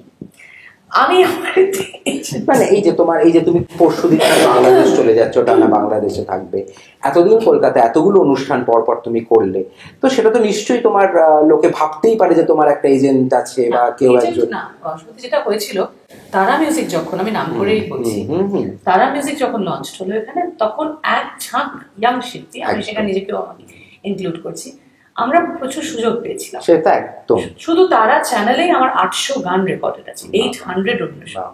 তো এখন সেটার জন্য বাংলাদেশে তারা খুব পপুলার ছিল, কলকাতাতেও, সারা পৃথিবীতে, আমেরিকাতেও। তো এখন ওইটার মাধ্যমে, ওই যে আজ সকালের আমন্ত্রণে বারবার যাওয়া বা প্রভাত পাখির গান বা প্রথম দিকে যে অনুষ্ঠানগুলো আমাদের তোমায় গান শোনানো, এইগুলোতে রোজ মানুষ, মানে বাঙালি অল ওভার দ্য ওয়ার্ল্ড এই প্রোগ্রাম নিয়ে আমরা কয়েকজন প্রচন্ড ভাবে লোকের কাছে তাড়াতাড়ি পৌঁছলাম। হ্যাঁ, মানে আগে অনেকের কাছে পৌঁছেছি গোটা গোটা বাড়ির নাতনি বা মেয়ে হিসেবে, বাট আমজনতার কাছে, তাদের হৃদ মাঝারে তারা music was a huge huge platform for some of us. তো ওইটার আমার মনে হয় ওইটা কিন্তু এখনো চলছে। এই যে লোকে চিনেছে বা চেনে বা ডাকে, ওইটা দেখে বইটা মনে করে যে এক সময় ধরো স্বাগতা দি, শ্রাবণী দি, ইন্দ্রাণী দি, বন্যা তোমাদের দি, ঠিক আগটায় শ্রীকান্ত দা, ওরা এত গেয়েছে, ওদেরকে তো সবাই সত্যি। এখন তারপরে যে জেনারেশনে কারা তারা এখন 5টা নাম বলো যারা এখন খুব পপুলার রবীন্দ্রসঙ্গীত সিঙ্গার্স তোমার মনে হয় কলকাতায়? পপুলার না ভালো?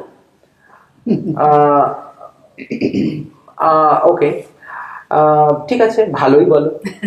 না, ভালো অনেকেই গাইছে, এভরিবডি ইজ ভালো তার মতো করে। পপুলার নাম বলো তো আমাকে 5টা, যার কথা তোমার মনে হচ্ছে যে এই যে নামগুলো তুমি বললে যারা একেবারে দিকপাল, মানে হ্যাঁ, আমি সিনিয়রসদের কথা আমি বলছি না, আমি ধরো তোমার কন্টেম্পোরারি যাদের তুমি ধরতে পারো, আমি বলবো ধরো আমার বন্ধু সাহেব চট্টোপাধ্যায়, ইজ অ্যান অ্যাক্টর, কিন্তু সাহেব দক্ষিণী গান শিখেছে। সাহেবের গানের মধ্যে একটা অদ্ভুত নিবেদন আছে, আমি ওর গানের ভীষণ ভালোবাসি, ওকে ভালোবাসি, ওর গানকে ভীষণ ভালোবাসি। এছাড়া ধরো Do you think Shaheb is a popular Rabindrasangeet singer? No, সাহেব যদি ফর্মে থাকে আর যখন ঠিক মঞ্চ পায় তখন কিন্তু পপুলারিটি ভুলে যায়।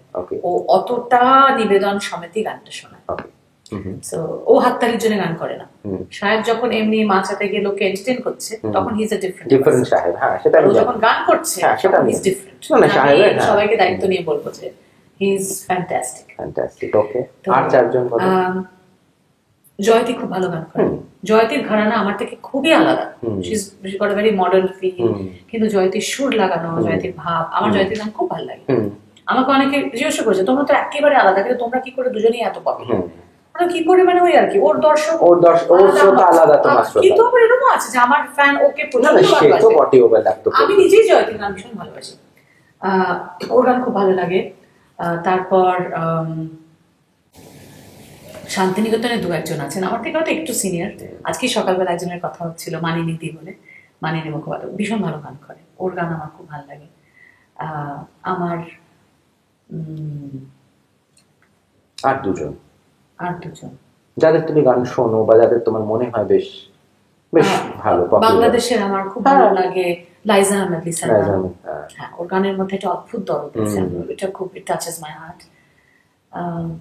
কলকাতার খুঁজেই পাচ্ছ না? না, স্বাগতাকে বোধহয় না, স্বাগতা আমি আগে বলছি, স্বাগতা হয়ে গেছে, সেই নামগুলো হয়ে গেছে আমার কাছে একটা ভগবানের মতো। হ্যাঁ, আমি ওকে কালকে একটা অনুষ্ঠানে, তুমি আর খুঁজে পাচ্ছ না নাম? কি অবস্থা!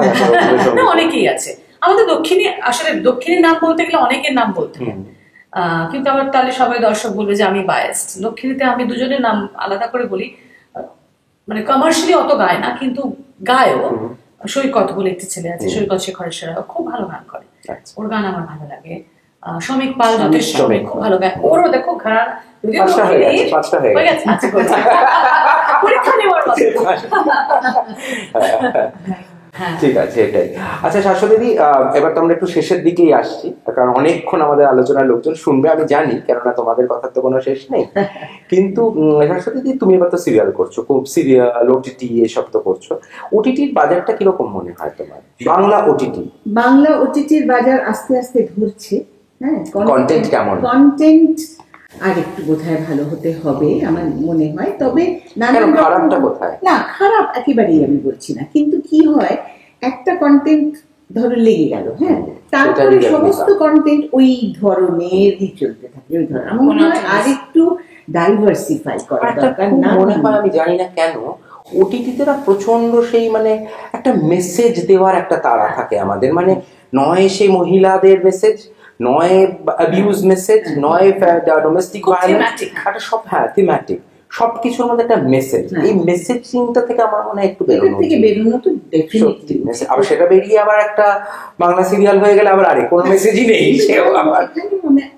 আমার বক্তব্য আছে, সেটা হচ্ছে যে আমরা না দর্শক তৈরি করতে পারছি না, কারণ দর্শক যদি, আমি ধরো আজকে একটা অন্যরকম মেসেজ নিয়ে আমি একটা ওটিটি প্ল্যাটফর্মে একটা নামালাম কাজ, কিন্তু আমার দর্শক সেটা নিল না, তাহলে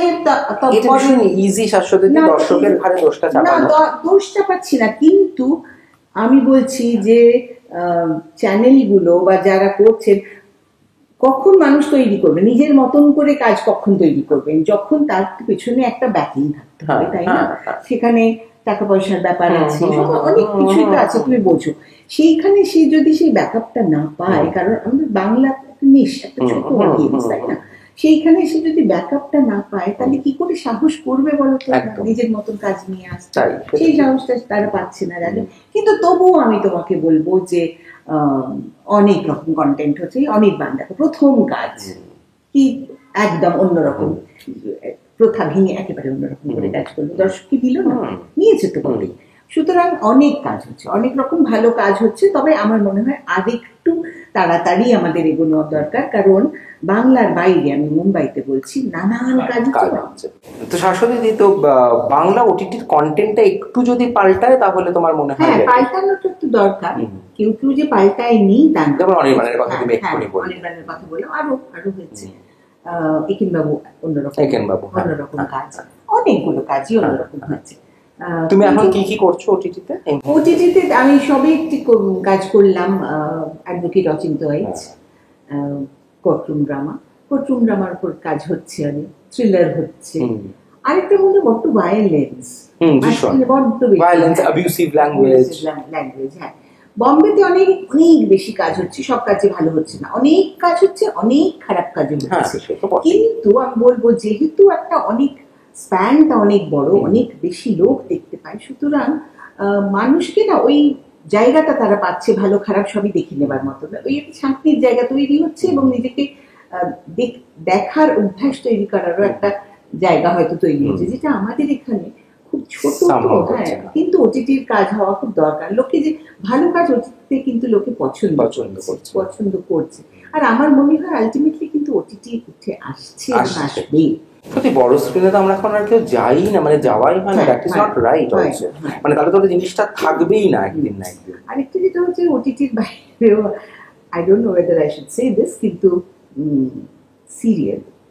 সিরিয়ালের কন্টেন্ট একটু পাল্টাতে তো হবেই, কিন্তু পাল্টালে আবার লোকে নিচ্ছে না।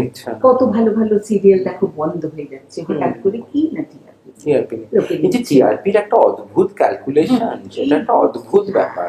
টিআরপির ভূত যে কোথায়, তারা যে কারা দেখছে, কাকে যে ইন্টারভিউ, মানে কার থেকে যে ইন্ডেক্সটা পাচ্ছে, কিভাবে এটাকে ক্যালকুলেট করছে। এইটা যদি না বদলায় তাহলে তো সত্যি সিরিয়ালের কন্টেন্ট ওই থাকবে। আবার এটা আবার উল্টো দিকে একটা প্লাস পয়েন্টও আছে যে অনেক দিন ধরে একটা সিরিয়াল চলছে এবং আলটিমেটলি তার কোনো রেজাল্ট আর হচ্ছে না, সে বন্ধ আর হচ্ছে না। তাও এখানে নতুন কেউ একজন একটা হয়তো বেটার কিছু কন্টেন্ট নিয়ে চান্স পেলো, এই আর কি। সবেরই একটা প্রোস এন্ড কনস থাকে, সেটাই। তো এবারে আমরা মোটামুটি কেন আমরা একদম শেষ পর্যায়ে, এবং যাওয়ার আগে শ্রেয়ার গান শুনবো না, শ্রেয়াকে পেলাম এত কাছ থেকে, এটা তো হতে পারে না। তো শাশ্বতী দিদি তুমি কি কিছু করবে না শ্রেয়াকেই? আজকে শাশ্বতী দিদি বিশেষ কিছু করবে না, আজকে শ্রেয়াকে নিয়ে কথা। তোমরা গীতার যদি অসুবিধা না থাকে, তোমরা যেটা করেছো ওরকম কিছু করা যায়? সেটা তো মানুষ ইউটিউবে শুনতেই পারে এমনি। হ্যাঁ, না শ্রেয়াই। ঠিক আছে, তাহলে শ্রেয়া তুমি আমাকে, হ্যাঁ সেটা ঠিক কথা। আর ইন্টারভিউর মধ্যে কিন্তু তুমি বলেছিলে যে তুমি একটা কবিতার কথা বলেছিলে, সেটা আমার খুব ভালো করে মনে আছে। তো আমার এক বন্ধু, হ্যাঁ আমরা খুব মানে সবাই আর কি এই বন্ধুদের সার্কেলে খুব বেড়াতে ভালোবাসি। তো ট্রাভেলের উপর একটা খুব সুন্দর লেখা, ইটালিয়ান কবি, ওর একটা লেখা পাঠিয়েছে, ওটা পড়ে আমার খুব ভালো লাগলো। তো পড়েই আজকে আমি আমার যারা স্বজন তাদের কয়েকজনকে পাঠালাম, মাকেও পাঠিয়েছি। তো ওটা জাস্ট দুটো স্ট্যান্জা পড়ি। কবিতাটা এমনিতে খুব লম্বা কিন্তু ভীষণ প্রাসঙ্গিক, না আমার ভীষণ ভালো লাগলো। বলছে জিও এভেন বলে একজন ইটালিয়ান কবি, বলছে যে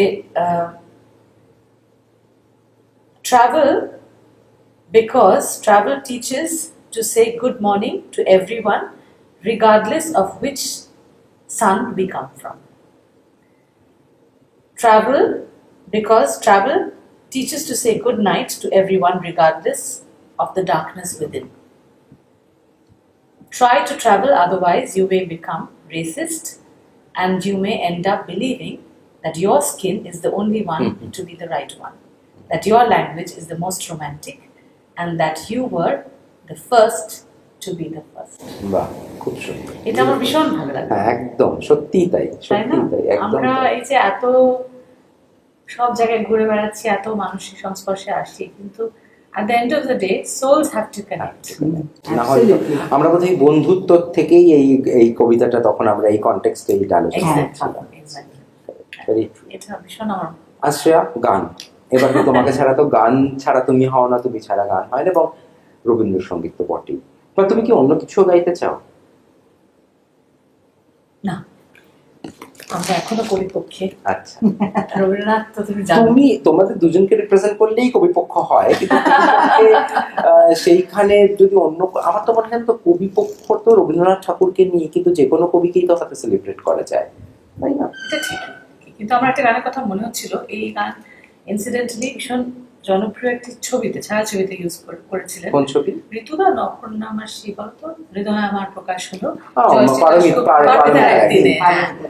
ওই গানটা জানি না কেন আমার প্রচন্ড ফেভারিট গান, ভীষণ ভীষণ এত ভালো এত মানে মনটাকে টানে। হ্যাঁ, আর সিকোয়েন্সটা অদ্ভুত সিকোয়েন্সটা, ওটা আমি জানি না, দুদিন ধরে না ওই গানটা আমার লুপে পড়ে গেছে। and I still remember এই সিনটা, মানে যে সোহিনী বসে বাজাচ্ছেন আর ঋতুপর্ণা হেঁটে হেঁটে যাচ্ছে আর পুরো ছাদটা দেখাচ্ছে, মানে অদ্ভুত ওই পুরো সিকোয়েন্সটা। ছবি তৈরি হয়েছে, মানে আমি ছবি মানে আমি ফ্রেমের কথা বলছি। হ্যাঁ, কি একটা তার থেকে একটা feeling, what a loss it was to lose ঋতু।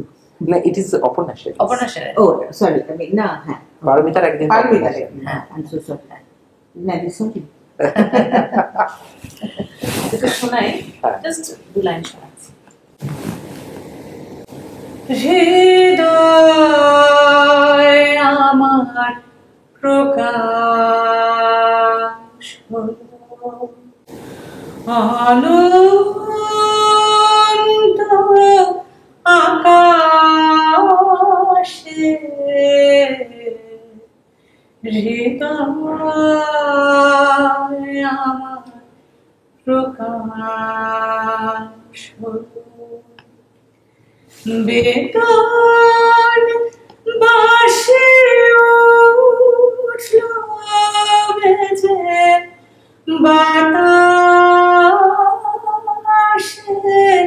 বাতাসে, হৃদয় আমার প্রকাশ হলো। এই যে আলোর আকুলতা, এ তো জানি আমার কথা ফিরে এসে আমার প্রাণে আমার উদাসে, হৃদয় আমার প্রকাশ হলো, অনন্ত আকাশে,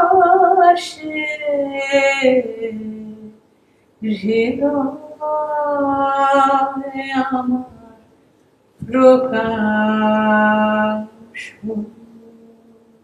বিউটিফুল, সত্যি এরপর আর কোনো কথা থাকতে পারে না, তাই জন্য আমরা আজকে এখানেই শেষ করছি। আমি শিওর আপনাদের খুব ভালো লেগেছে আজকের ইন্টারভিউটা। আমি নিজের চ্যানেল হয়েও বলছি যে যারা এসছেন, এখানে আমার কোনো অবদান নেই, যারা এসেছেন তারা তেমনই মানুষ। যদি ভালো লেগে থাকে of course subscribe, share, like, comment তো করতে ভুলবেন না। আর ভালো থাকবেন। নমস্কার।